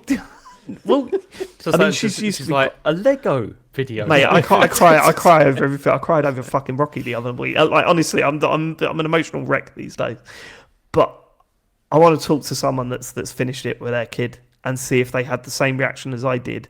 Which one did you pick, Matt? Are you red or blue? Yeah, red or blue, mate? You're blue. Yeah, I'm... Okay, well, that's interesting. I want to see if it affects you emotionally as much as it did me, and then I'll tell you why it did. And oh my god, I was gone. I thought the last part of this game, the last hour, 45 minutes, was fucking brilliant, actually. I think it represented the theme that it was. It represented Lego really well. It does some really clever stuff with Lego. And it gives you like for example, I know it's not too much of a spoiler to say that it embraces the creative side of Lego. Like whereas the puzzles, when you're doing the puzzle in the main part of the game, it's like, yeah, just stack these bricks in any old way to try and get over this canyon or whatever, as an example, or get up this hill. Whereas the latter part of this game is like, no, be creative and actually think about what you're doing and work together. And that got me. Then the rest of it is all narrative, and the narrative absolutely fucking destroyed me. To be quite honest, it destroyed me. Yeah, Charlie and I were both in bits. I think Charlie was in bits because he saw me getting upset. Yeah, he will do. Yeah, but fucking hell, yeah, I thought it was wonderful. I thought it was so well done. Okay. And I'm really happy that I played it. I'm just gutted that neither of you got to it. I really wanted to, and just sadly got away from us. But I mean, yeah. We got, I think we got to like chapter 27, I think it was, and then I was just like, that's enough for tonight. I can't continue. It's a very, very good game. I think it has its issues when it's trying to be a puzzler and a game, not so much an exploration game. There's no exploration in it. It has nice moments, especially when you're interacting with other vehicles and stuff. Those bits are really cool, but where it leads to, I wasn't expecting. It came out of nowhere. It wasn't the painkillers, pubis. No, in the chat, I was not on the painkillers at that point. This was yesterday, actually, I finished this. It wasn't. It just did something that absolutely blew me away. And I'm fascinated to know if it connects with you in the same way. It's just so good. I love it if that's the case. Yeah, it's so fucking good, Matt. See, we've been, because we'll finish this because we've been playing Split Fiction as well, and because we played it while we were in China, because I'm an idiot. I bought the Switch 2 version of it, and because then you can like the other, because like Ashes was playing as well, and he had the download version, which is the free one, so you can still play together. So we started playing through that again on Switch 2, and doesn't run amazingly on that, but it's doable. Like on a small screen, it's not too bad. But I don't know. I still don't think that's anywhere near as good as It Takes Two. And it's I think it's. I mean, I enjoyed it more the second time that I played it because I wasn't expecting it to be as good as It Takes Two anymore. Like I really enjoyed when I played through it with Charlie and he was banging to it. But no, I agree. It's not as good as It Takes Two. It's not good. It's the fantasy as good. Sorry, it's still really good. Yeah, but it's I don't know. They both had their moments. But then it's also, the good thing about playing it back again is that I don't remember a lot of it either. Like there was lots of it when we played it, Matt, that like especially at the beginning, like doing drinking and stuff, and I just didn't remember, and it was quite funny to like go back and I was like, oh, okay. don't remember this bit. Oh, there's two people and there's a publisher and an evil man. Evil publisher. Yeah. It was But it's you talk about being frustrated with playing, because I'm also playing a lot of rematch with Harry at the moment, and I'm struggling at the moment because I have played rematch a lot with my friends, and suddenly I'm playing online with Harry. And, I'll pass the ball to someone and they'll completely fuck up. And I'll go, for fuck's sake, what are you doing? And then I'll look a bit closer and it's got Harry's gamer tag above the character's head. And I'm like, no, I wasn't talking about you. I was talking about... What are you doing? That's incredible. How are you doing that? I haven't even thought of doing that in a way. So I'm really struggling to try to keep my language down and really struggling not having to go at Harry for when he makes mistakes in rematch. But yeah, no, we're ready for our next game, Charlie and I think we're going to go with that Cat Quest 2 that Sean's been suggesting. Yeah. So we downloaded that. We'll probably play through that next. But because I thought they're on PlayStation, aren't they? They're included on PlayStation, whereas they're not. Are they on part on PS Plus? Are they? Yeah, they're not on Game Pass, so I'll be playing it on that. But Lego Voyagers. If you get the chance to play it with a child, make sure you pick the red one. Holy shit, what a fucking ending to that game. It comes like a free friend pass, isn't it? So only one of you needs to own the game. Does it really? Yeah, there's a free download on the Xbox, I'm sure. Same with other platforms have the same, but so that's good. Only one of you needs to even play online. Very, very good. Sean, what have you been playing? Hello. Just quickly, just off the back of the playing with your kids anecdotes. Obviously, Fortnite continues to be a staple in our household. So this week, so this current season is like Power Rangers themed, kind of, and they've like dropped yeah, it was weird. in- Some people, like when Harry was telling me about it, he was like, it's sort of Power Rangers and Halo, and I was like, what was it? Halo? Yeah, it's a total mess. So Right. yeah, so there's Halo stuff in the battle pass, and like there's a female Spartan outfit you can unlock, and like the energy sword, whatever they call it in Halo, stuff like that. But then there's also like you're fighting these bugs, and when you rank up, these like pods drop with it's like kit in them and stuff. So you're like, oh, so it's a little bit Helldivers as well, and then also Power Rangers are in it too. And this week they've unlocked that like basically halfway through every match, Rita Repulsa summons a giant bug, and the Megazord appears, and it's like the first few times you see it, it is fucking awesome. Like it's because like it like assembles in the sky. It's absolutely enormous, obviously, and it's similar to the Superman stuff in the last season. So basically, when it's announced that like the Megazord's forming, you're trying to rush to where the Megazord is, because then you get in it. Like even if you reach it on your own, it like puts your whole squad in it, and it does the whole animation where like you all land in the seats and do the fucking arm movements. Yeah, the videos you shared on WhatsApp it made it look really cool. Yeah, so it's only really good fun. one team, one squad can actually get in that for the whole map. Is it so? There's a race for all the squads. The way it works is you get in the Megazord, and then you, depending on how many players you've got in there, like you'll each have control of like a certain gun or a weapon or whatever. But then one person is actually moving it around using the sword and shooting and stuff. And so there's a giant bug you have to kill. But basically the Megazord's on a timer, right? And other people other players can shoot it. You get bonuses for damaging the Megazord. You don't have to kill it. Eventually it'll just sort of run out of energy, and then you're back to playing normal Fortnite. But yeah, it lasts a good while, and obviously you can take out loads of people while you're using it. But do like that, bearing all that in mind, playing with a 7-year-old, every time it's like announced that the Megazord's arriving, they're like, Isaac, it's like 1.5 kilometers away, just leave it. He's like, no, I reckon I can reach it. I was like, fucking. So he just runs off, and then he might actually get quite close, and then it'll announce that someone else got in it. So like, Isaac, you need to come back. It's going to kill you, and then he just doesn't, and then he gets killed, and I'm not, again, it's like you say, Dave, like, I'm not having a go because he's a child. Like, he's pretty good at Fortnite. Like, he's not bad at all. Like, there's been plenty of times where, like, we've died and then he's brought us back, and nice. It's amazing. But he's so impulsive when there's, like, a big event happening. He just wants to fucking sprint at it. And it's like, mate, no, just... So, yeah.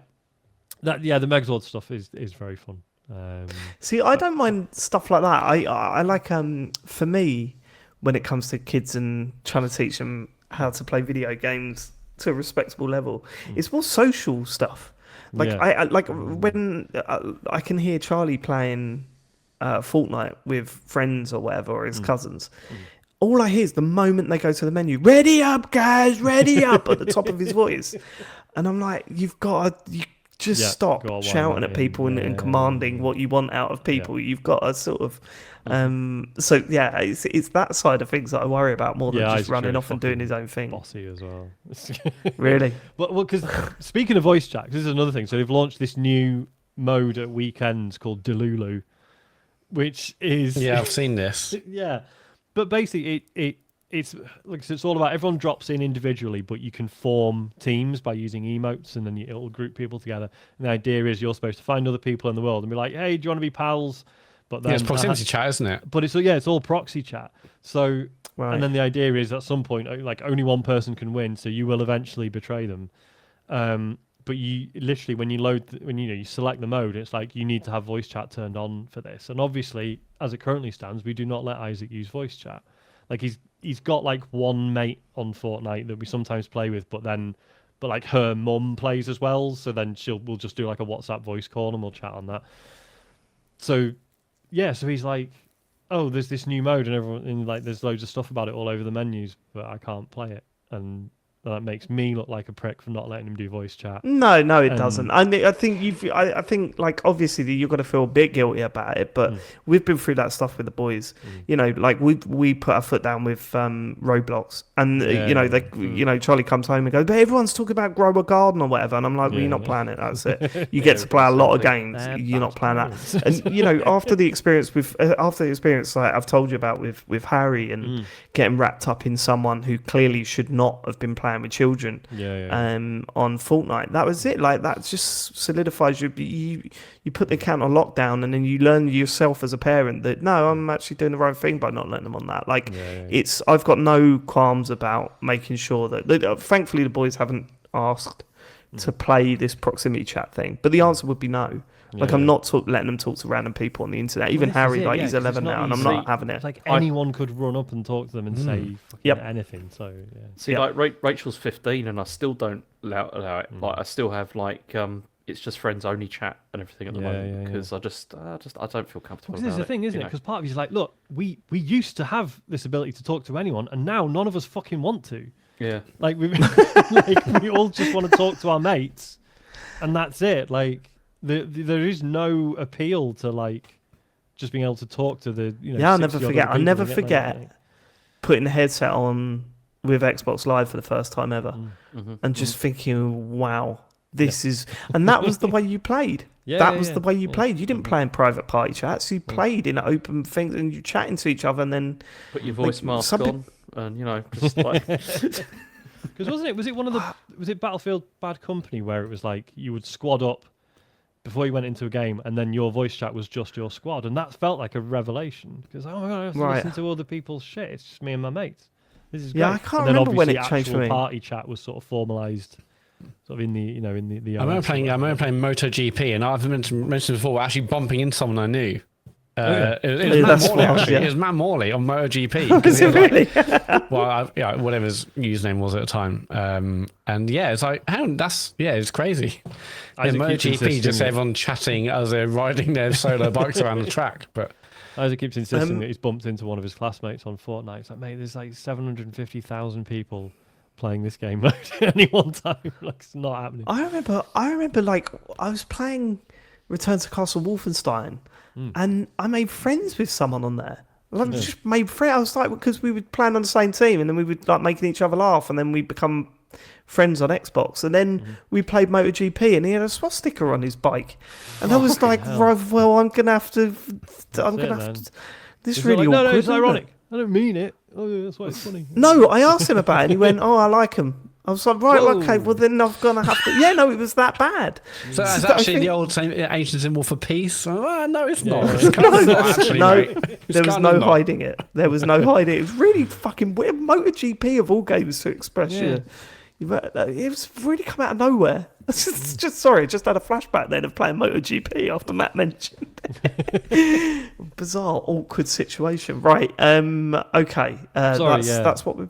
No, that's fine. I've still got my actual game to talk about. Of course, Fortnite's an actual game, Sean. It's okay. Fortnite's an actual game. Don't put yourself down. It's a bit weird that they've got like all the things happening at once. Entertainment experience, Matt. It's not a video game. He's going to talk about Roblox. No, so last Friday I streamed Not Sure About That, which I mentioned last week. Is this 3D platformer stroke quiz game? Oh yeah. I'm going to stream the second half of the game on Friday. I really enjoyed playing it. It's just a strange one though, because like I loved the experience of playing it and streaming it. I had a really good time, but also I wouldn't be like everyone should buy and play this, because the fun was doing it with the chat up and people watching and talking through some of the answers and stuff. Like it is good, but like, and like some people are saying in the chat, like it might be fun to like put it on when like you've got family or friends around and just sort of pass the pad and answer the questions together and stuff. But like obviously anyone who's watched that stream is not going to go and buy it because now they've seen half the questions and seen them being answered, so that will hold no interest whatsoever. But I wonder how many questions, because I watched the stream, I wonder how many questions there are, because some of them they were wrong. There's like the EA Sports one. That wasn't it? So is this AI? Like, are there like millions of questions and they're kind of because some of them were just written weirdly as well, weren't they? I'm like, I wonder if he's just like AI generated and there's actually millions of questions. Give me an example. What was the EA one? It was something phrased? I can't remember. It was basically like something like which sports games are they publishing? It was like rugby, golf, and one was football, I think. But it said, but it said FIFA, didn't it? Yeah, that FIFA, yeah. Yeah, so everyone was like, well, I'm pretty sure that's the answer, but obviously we all know it's not technically FIFA anymore. So that was weird. And a couple of them were strangely worded. Yeah, I don't know. But anyway, so I wonder if there will be repeated questions, or if someone playing it would actually just see a whole new slate because then maybe there's loads. So I think so when you restart the game, it's definitely the same questions. Oh, okay. Oh, is it? Okay. So there's 555 questions, and we made it to 250, I think. So I'm going to finish it on the next stream. I think it's just such a strange idea, like. Yeah, just you're this character. You're answering these questions, but you're doing it via these like minuscule platforming challenges, and yet it is so much more entertaining than if you were just answering the questions. Really odd game. It cost me about £3, and so far I've had plenty of entertainment. I missed the start. What's the benefit of like touching the cats or dog heads that were making sounds? Oh, absolutely none. Absolutely It literally is just to stop them meowing and barking. Yeah. So basically, when you get to each question, so you're on like a platform in the middle of the sea, and every question you get to is on like a board, and then next to the board there'll be like a computer doing noises, or a little cat head or a cow head, and you can run up to it and press a button, and it like smashes it, and it stops making a noise. And I do it every time. Mostly because it was annoying, the sounds it was making. But I was like, oh, is there a bonus? I missed the start, so maybe it makes sense. I was like, no, just... And like, I sent a video of it to, WhatsApp group, and Big Bad Gary, the world's worst Gary, whatever he calls himself. That's what he calls himself, world's worst Gary. Yeah, that's a new one. He was like, oh, is this like a mode in Fortnite or something? I was like, no, but it probably could be. Like, it's that sort of level, and yet, I was entirely entertained, and it's not like proper sort of... Yeah, if it explodes, then it will be next season for sure. Yeah. Not sure about that. But no, that stream's on a YouTube channel if anyone wants to go watch it. It's, it was a really fun stream. Really enjoyed it. Is it Steam only, Sean? So far, I believe, yeah. But, like you were ever going to buy I'm sure it'll be successful enough to get a Switch 2 release. All right, okay, that's what we've been playing this week. Let's get to your questions, shall we? If you want to send us a question, go to tcgs.co. Darren. Sade. Mel. Is this a TikTok reference? No, this is a season 1 of Big Brother. Big Brother, yeah. Oh, fuck. Yeah. Do you not? We've done that on the show before, haven't we? We've done Me and it Matt for do this years. all the time. Yeah, Oh, sure. me and Matt do this one all the time. Darren. Sad. Plotting a very dirty plan. No, I remember. Don't show me any names, Nick. Yeah. Don't show me any names, Nick. We're still crowing Big Brother 1, what of it? Yeah. You live by the sword, die by the sword. Exactly. Big Brother. Yeah. Top tally. Whiskers with McWobble Pants says, a situation has occurred. You're unknowingly part of a hidden camera reality show. How pertinent. The cameras have been following you. That's weird. I genuinely hadn't seen that one. That's weird. The cameras have been following you for weeks, but to spice it up, the producers reveal themselves, and you must choose a challenge to keep your prize money of £25,000. Option 1, you have to be naked for an hour at work. Or option 2, you get dropped off 2 miles from your house and have to walk home naked. Which challenge are you doing? Okay, I've got a question about this. I've also got... Go on. So, what if I went into work on a day when there's like no one there? Because that happens sometimes. Yeah, no, it's got to be option 1 because point. There are so many ways to engineer. I mean, for one, I usually work from home. But even if you went, you got to go in the office, I'll just go and sit in the bogs. No one will bat an eyelid. It'll be fine. But then, okay, if it's... I'm assuming the rule is you have to be out there working. Yeah, so if people are definitely going to see you, then I'm going for option 2. No, because you're more likely to get arrested in option 2. Whereas I can go to work, be naked, and look, obviously it's not pleasant. I mean, I work from home, so whatever. When I had a job in an office, there's less chance of being arrested. You go there, obviously, no one look at me. I am naked for the 25 grand. Matt, I think you could still be arrested going to work naked. Yeah. Well, no, but it says naked for an hour at work. I'll be fully clothed, go to work, go naked. And I'm like, hey, everyone, this is why we're doing it. If I'm walking home, I will get arrested within 2 minutes. It's fine. You can sit right under the desk. Yes, that's the bit that gets me. You can sit under the desk. Yeah. You can sit under the desk. Right, you see, 2 miles from my house, that wouldn't be too bad because it's all like fields and shit all around here anyway. Oh, mate, thinking about you walking butt naked through the fields of Germany is an image that I did. Naked Also, in the fields in Germany is another episode title, man. Right now. Yeah, that makes me want to vom. So I'll go option 1 for me. Option 1, please. Yeah, and I know you've got to work with them, but honestly, you sit in your chair, don't get up from your desk. It's only an hour. I'll do an hour's worth of work. Yeah, that's way easy. Yeah. I don't get arrested, Matt frankly. wants to do it now. Matt don't wants get arrested. To do it. Option 2 equals arrest. Option 1, you can maybe get away with it. It's fine. Again, you're still going to get arrested, I think, being naked in the office. I think arrest... If someone complains... I mean, yeah, they'll probably also... I love the confidence that you think, well, no one's going to complain. They're going to be around. They're going to cheer me on. I'll send an email and say, look, sorry guys, this is what's happened. This is, situations occurred. Unfortunately, I have to be naked for an hour. That's fine. If you do the second one, you will be arrested, and I don't want to do that. So what I don't get is what's the whole hidden camera reality portion of this? I feel like we sort of gloss over that. You've been secretly filmed for weeks. But why? That's got nothing to do with anything. Yeah. Strange. Okay. Maybe I guess so they've been filming us for weeks, but our lives are so boring. They're just like, look, we need to do. Yeah, just take clothes off. Yeah, go naked if you want 25 grand. Make it 50 and I'll do that. Be like, guys, I work from home. That's all you filmed me doing for the last 2 weeks. Yeah, you've seen me naked for 2 weeks. But you've got to stream it live on Twitch. Already seen me wank in the shower. Right. Okay. Let's move on. Jesus Christ, Sean. Kids listen to this. It's a family show. Too much, baby. Charlie turned around and said, "Can I listen to TCGS yesterday?" I went, "No." Elodie has Spotify Kids or maybe I don't know. And she says, "Oh, I saw your podcast." Like, don't listen to that. Don't listen to that. It's not. Also, you'll be bored as hell. I've already said the same to my kids. It's just like, don't do that.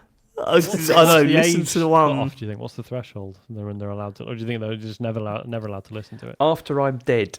Okay. Then they can at that point, they'll be bored. A couple of hours. They'll be tearfully listening to it. Like, I had about 8 really offensive jokes in my head. Then I won't. Okay. Just saying, I did the shower thing. It's fine. Okay. No one thinks any less of me. Okay. Kurt Lewin says, "Hi chaps, no situation this week. Just a simple question: what is your favourite ever TV advert, or if not favourite, which old adverts stand out to you?" This feels like a plant to keep the show going for longer. This question. That's a good one. What makes me laugh is Kurt's like, there's no situation this week. Yes, there was, Kurt, because you've created a monster. And now other people are sending in a situation has occurred messages, so you got no control. You could take a few weeks off. Like for me, it's not so much the TV advert itself. It's if it's got a banging jingle, it will stay with me forever. Like, Mummy, wow, I'm a big boy now. I think about that at least once a week. At least that pops into my head at least once a week. Every time. Do you guys remember the shake and vac? Or is It's shake and vac to get the freshness back. And now we've turned into a Peter K live at the O2. Exactly. This is what I'm saying. This is why this felt like a plant question. For me, there's only one, and the one that is so iconic, like it is affecting schools, and that's a Tango advert. So you cannot be slapping people from school. You can't be tangoing. God, I remember that. That wasn't just like, obviously never, and isn't it funny, and it's a bit risque. Like, parents were told, please stop your children tangoing each other by slapping them or slapping random strangers. That's a whole thing that and British Bulldog, which also got banned. It's like big moments in school, that was. Didn't Nescafe have the shittest romantic through line in all their adverts? Was it Nescafe or Kenko? Or one of them. One of them. There's dairy milk as well. Like the milk tray. Milk tray man. No, milk tray was just the dude Nescafe dressed in black.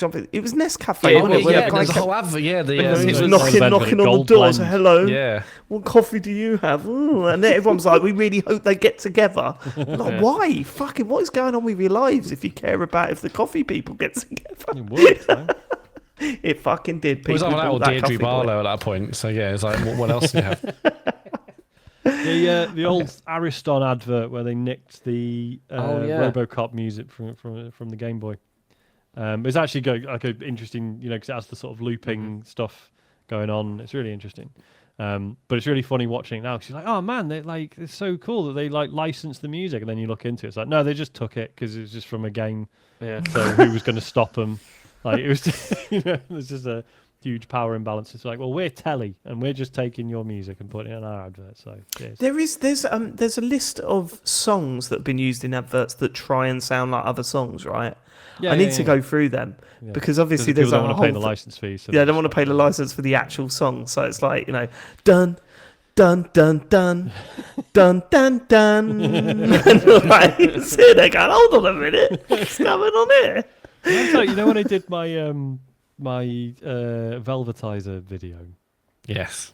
And and then about 6 months later, they released their own that was almost like a shot-for-shot recreation. Just saying that happened. I don't know. Nourishment, if you're listening. My lawyers are still trying to get to the bottom of it. Okay.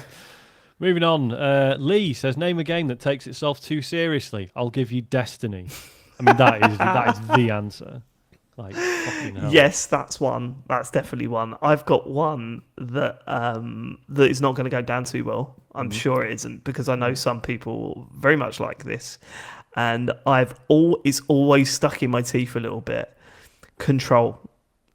There's something about Control and the way Remedy see Control and treat Control that really gets up my nose. It is kind of like throughout the entirety of Control, not one person is like, guys, this is mad. This is all insane. Like everyone just accepts what, and that's probably like an intentional, like tonal, thing. Like, if they question it, like, well, actually, why are we doing this at all? Like, we've got to believe it. Everyone just accepts everything that is happening. But I know it sounds bad. Like, it did review well, and it was, people like that game. But the way Remedy talk about it, it was like the greatest, like it's up there with Breath of the Wild or something.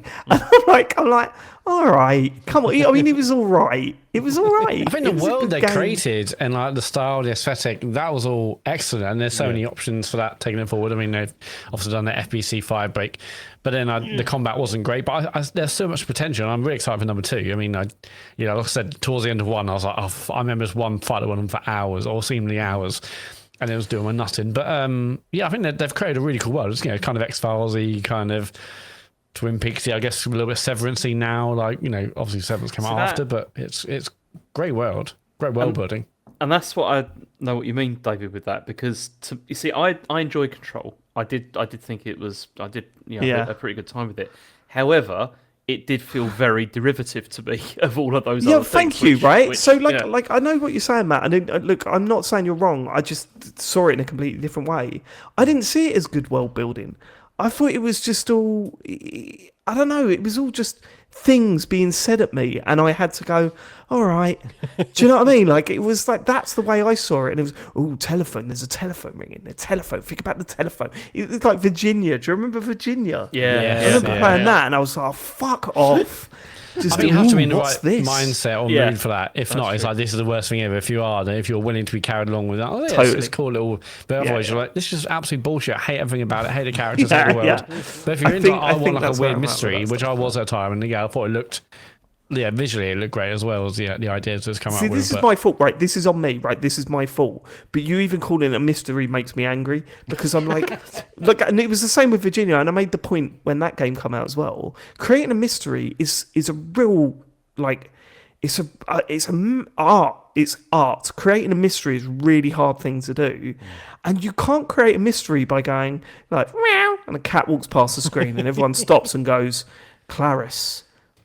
And then they move on, because it's like, what's that? Some people go, what's that about? I just go, that was fucking weird and pointless, and it just means that you can't just make things happen. This is why I struggle with Kojima. Talking puppet now.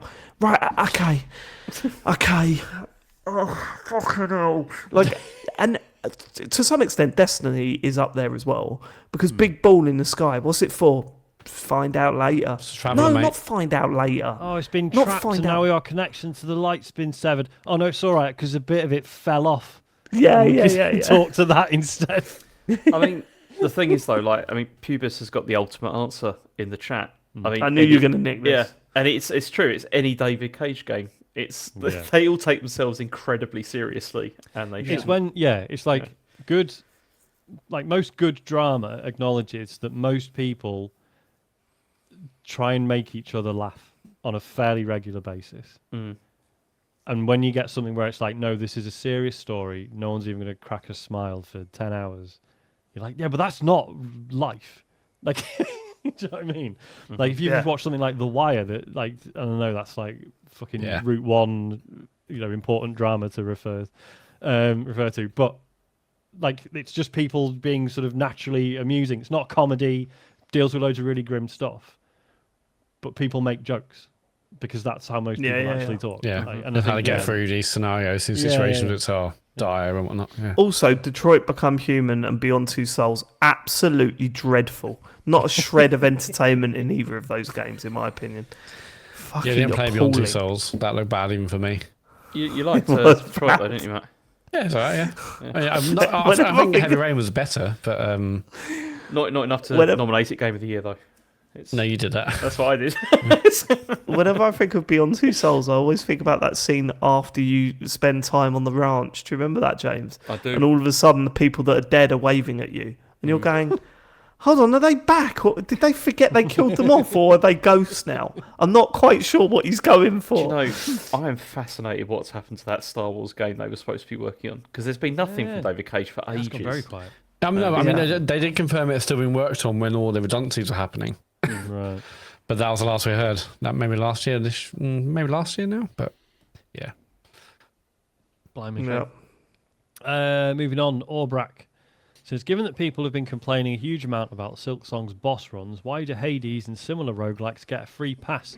You have to run 10 to 20 seconds to get to the boss you want to fight again in Silksong, but in Hades you have to replay the entire game. You'll also have had what you were fighting with randomized too, which usually also spikes the difficulty unless you get lucky. Now that's a waste of my time. Oh, this is such an easy one to answer because when you die in Hades, it progresses the story. And death is a reward because you get to talk to the characters and learn more. And it's like, that's I'm not saying roguelikes are for everyone, but I feel like this question really sort of fundamentally misunderstands the point of roguelikes. Like, the saying, oh, your stuff gets randomized every time. It's like, yeah, that's the fun bit. You're supposed to, in like every run, you're supposed to be like, right, and now I've got to put another build together. And that's an enjoyable process once you've learned like, the pieces you can pick up and how you can put them together.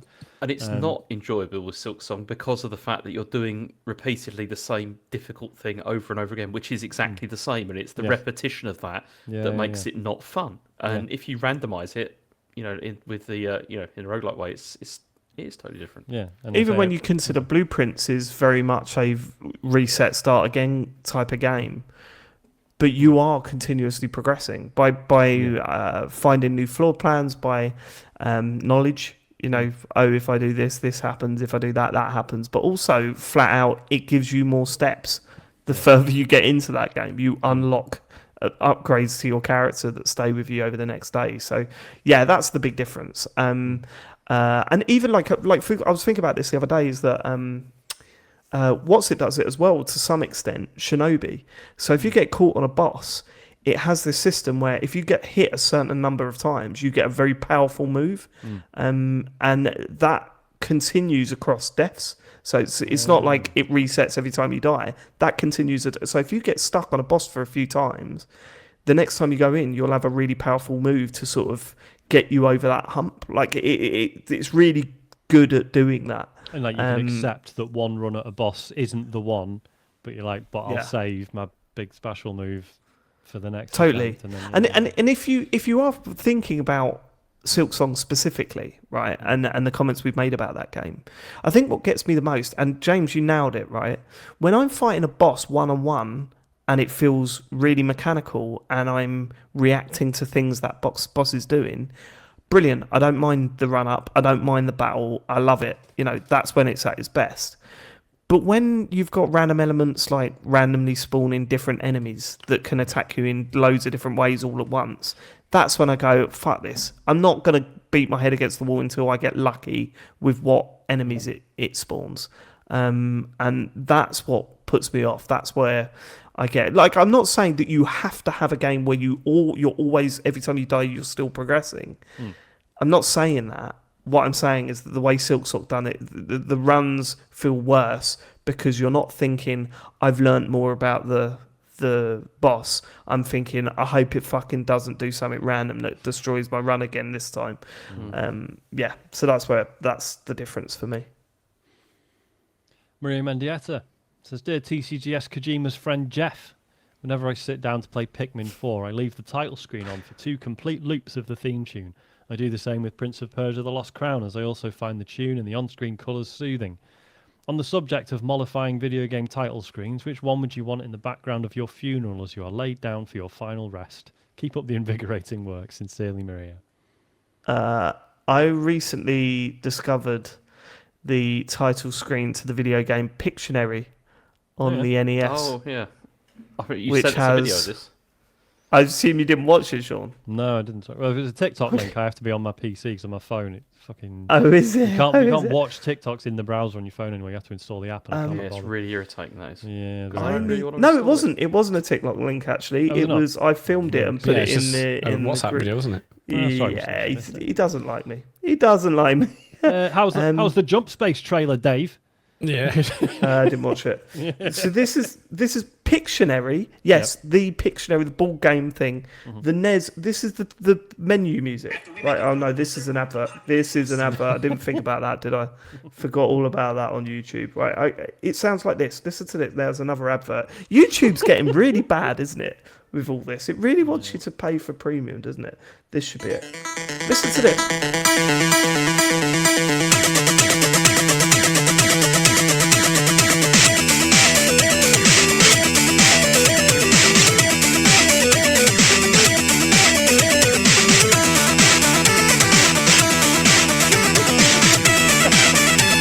Gets better. But imagine that at my funeral. That is as you roll in. Everyone's just going to be going mad in the back. I love that.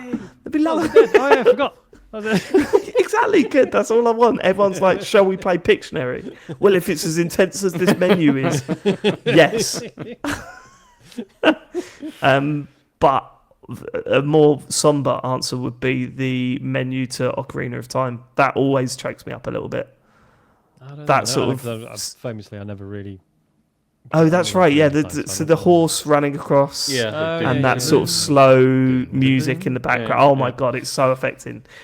I love it. I love it so much. Yeah. So they're my 2 answers. I got 2 answers for that. 2 of them. Sticking with the theme, RoboCop on the Game Boy. That'd be good funeral music. Or the Ariston advert. Yeah, you've never heard it? No, bring it up. It's a banger. Pull it up. And also Paradise Killer. I put that when I was first going to start playing it, and I was like working from home, and I was like, I'll load it up, and I'm about to have my lunch, and then so I load it up, and I just put it on, and title screen music came on, and I just carried on working for about an hour, just listening to the title screen music. It's fucking great, really good. I mean, the whole soundtrack's fantastic, but yeah, title screen especially is amazing. Sean LeBaude's put Claire Obscure in the chat. I do hope you don't mean.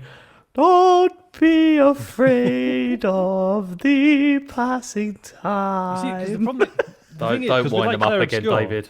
Don't. Because I played it on the Xbox, I only saw the title screen once. Thanks to Quick Resume. I think Quick Resume. Oh right, yeah, you didn't do it, yeah. Screen, right? Because I just caned that game for weeks. I think I wasn't switching between that and other things, so I couldn't tell you what the main menu even looked or sounded like. Cool. Matt? I was just trying to find it. It's this.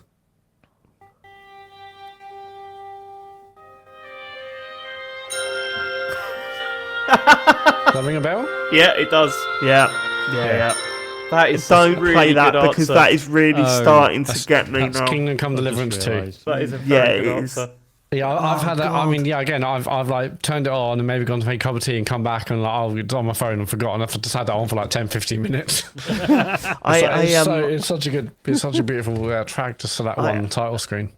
I can't put my PS5 on. I can't turn my PS5 on because it goes to that icon and starts playing da da da da da, and I'm like, I need to fucking load this game up again and play it for 40 hours. I need to go back to it. Yep. Well, I need to get the wedding done. Sean Richards. Ring ring. Hello. Hang on. It's me, Nintendo. We need the TCG. No, wait, Sean. James hasn't answered. James wants to contribute for a change. Yeah, I was going to say something. Be fair, James, you normally don't. It's not true. I've answered every single one of these so far. That's outrageous. Deus Ex. I think I like that because it's a banging What's tune. the menu for that? I can't hum it. Let me see if I can find the logo. Oh, please try and hum it. No. Yeah, hum it and then we'll find it. Hum it first. Sport. Hum it into Google. There we go. Okay, well, let's sit in silence then while you do that. At least hum it while you're looking for it. Oh, hang on, it's a Harry Potter advert. Hang on. Isn't this? Aren't they based on research? That's the one, yeah. God. It's like the PlayStation boot up sound. Yeah. I can't imagine us all sitting in the church, James. Sobbing. Going. What is this? This is Robocop. What? How long do we have to be here for? That's it. Yeah, that's it. Yeah. Okay, fair enough. X-Men cartoon theme a bit. Yeah. I would then stand up and go, yes. I'll probably salute. Okay. Sean Richards says, ring ring. Hello. It's me, Nintendo. We need the TCGS crew to invent the next Mario Plus sports crossover. You pick the sport and you pick which rival platforming mascot steps onto the field to face him. What's the matchup? Okay, I'm going to suggest water polo because I think that could be quite interesting. Like, imagine them all like in a big you swimming just want to see pool. Daisy in a swimsuit. This is it. Yeah. No. Okay, Actually, I think the opponent wouldn't be a rival; it'd be Isabel from Animal Crossing. That's who I'd like to see playing water polo. The answer is darts, surely, but I don't know who Mario would be facing off against. But Toad would be the whole gang. I reckon Wario's a Toad would be the guy. ref. Mario's a massive darts guy, absolutely 100%. He just needs the sort of gold rings and all that sort of stuff. And Toad would be the cooler. He'd be like, ring 180. Is that Marge Simpson? That was Marge, actually. Yeah, good point. Mine would be Snooker or Paul. And then I think Lakitu, because he's kind of hovering anyway. Just hover over the table. That's true, yeah. Yeah, but it's got it says which rival platforming mascot.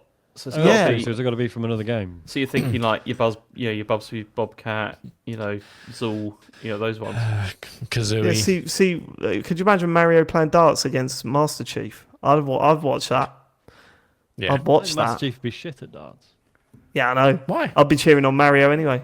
So good. Suit of armor, you can't feel the darts. Yeah, but he'll be able to throw it really hard. Stuff, isn't it? Yeah, but you just smash through the dartboard. Everyone will be like, worst thing about my shoulder, I can't play darts at the moment. Oh, shit. I can't even lift the arm to throw a dart anymore. It's so sad. It's so sad. Yeah, platforming mascot. I'll say Croc. Yeah, Croc, but Snooker with Croc. Snooker with Croc. I would I would fucking play that. And also write that down as an episode title. Snooker with Croc. Please, thank you. Okay, next question. MD Kraboff says, on the dark web, the Farley army is always calling for boycotts and the release of the fabled solo podcast, 100% Dr. Fantasy. Do the listener figures dip when James is absent?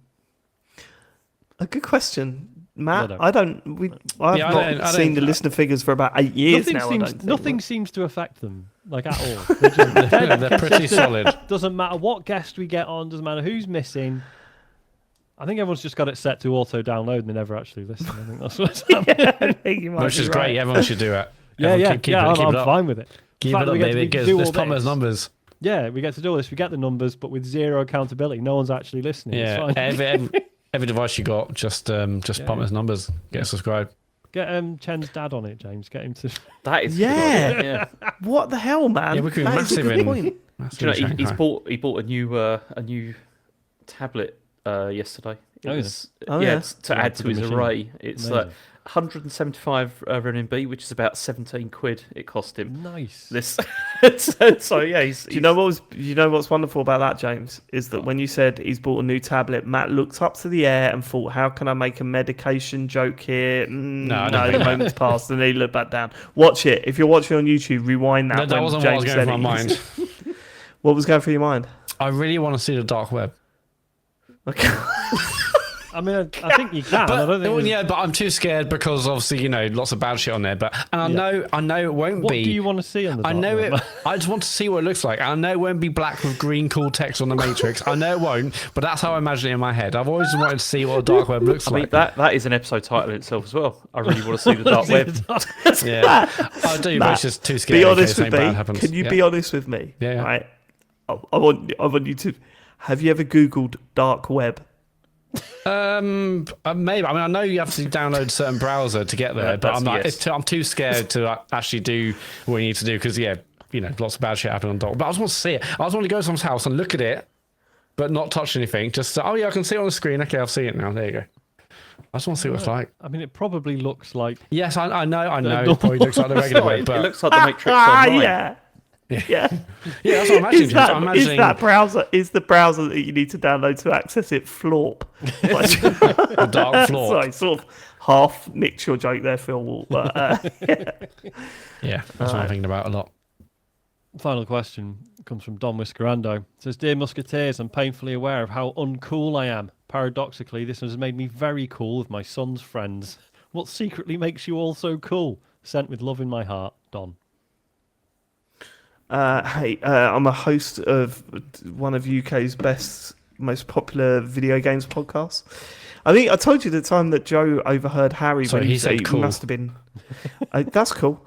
Joe overheard Harry. He's about 5 years older at someone else's birthday party. Say, "My dad is the king of gaming." He thought that was the coolest thing on the face of the planet. I'm like, you're technically right, but don't tell other people. Isaac's got a mate who's obsessed with Minecraft, and he makes shit up about Minecraft all the time. Oh, that's good. And Isaac believes it, obviously, because why would his mate not know these things? And the other day, Isaac's like, "Oh, he told me when they first added the Nether, it was a snow biome." I was like, "No, that's not actually true, Isaac." And he's like, "Yeah, he said it was." And I was like, there's that tweet that did the rounds that was saying, like, you're getting old when people try and tell you about things you personally experienced. Yeah. Remember? I was like, no, I was there when they added it, right? I was there, dude. So yeah, I'm not cool. They think I'm wrong about stuff. They don't they're not interested in the fact that I actually know a lot. Yeah. Yeah, I don't think we have any answers for this. Okay, right. I told you your homework this week was to read the questions prior to the show, isn't it? And you didn't listen. I think I did it for not help, Matt.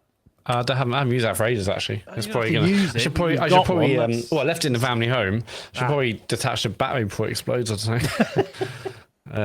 Yeah, I mean, Elodie thinks I'm like minor famous because of the podcast, so I think that's enough for me. As long as she thinks I'm cool, that's all I need. Did I ever tell you about minor? So the James, the trophy you got me for winning Le Tournoi. Oh yeah. Because Isaac was still, obviously, he was only like 4 at the time. He wanted to take it into school and show everyone because he thought I'd won something really important. Yeah, I remember you saying. And I had to sort of try and explain that it was like essentially a joke, and that just made it worse. Because he was like, "No, it's not a joke." He got really upset. You won, Daddy. Yeah. You're the Le Tournoi champion. The thing is, you've not seen the competition Wow, harsh. It was very well thought out and meticulously planned.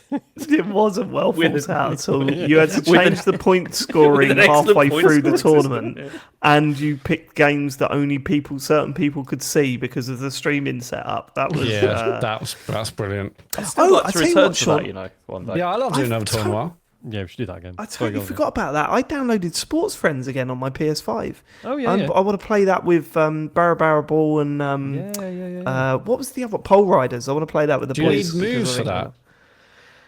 No, only one of the games. Yeah, that was Joust. Sebastian Joust. Yeah, which wasn't very good in the first place. So, yeah, okay. Are we done? We're done. I think we're done. Matt, do you want to do the socials? Yeah, Sean is streaming this Friday. Back on Not Sure About That. That's Friday night at 9 p.m. on twitch.tv/TCGSCO. Sean needs all your help. Yeah, I was going to say, help. Not all your help. If Roger doesn't turn up, I'm fucked. I was watching a stream and I was like, if it was me, I would be like, no, don't know. So I was very impressed with your random knowledge. But that's Friday night at 9 p.m. Search for TCGS in the app or the website and you'll find us. And if you want to, you can go over and follow us and you'll get a notification when we're live. And if you've got an Amazon account and a Twitch account, connect your accounts and you can get one free subscription to give to any channel. So we'd love it if you gave it to us maybe when Sean's streaming on Friday night. If you miss the streams live or want to see this podcast on video, if you're sicko, then you can go to YouTube, search TCGS and you'll find us there. And tcgs.co is the website which has links to our amazing Strava club. There's 148 members of the Strava club now, all giving each other kudos for our runs and hikes and walks and stuff. So go over there if you're into that. Discord is again the health and fitness channel on Discord's amazing. Everyone bigging each other up every day. It's lovely, and all the other channels, of course. And store, Blue Sky accounts, Discord. It's all on tcgs.co.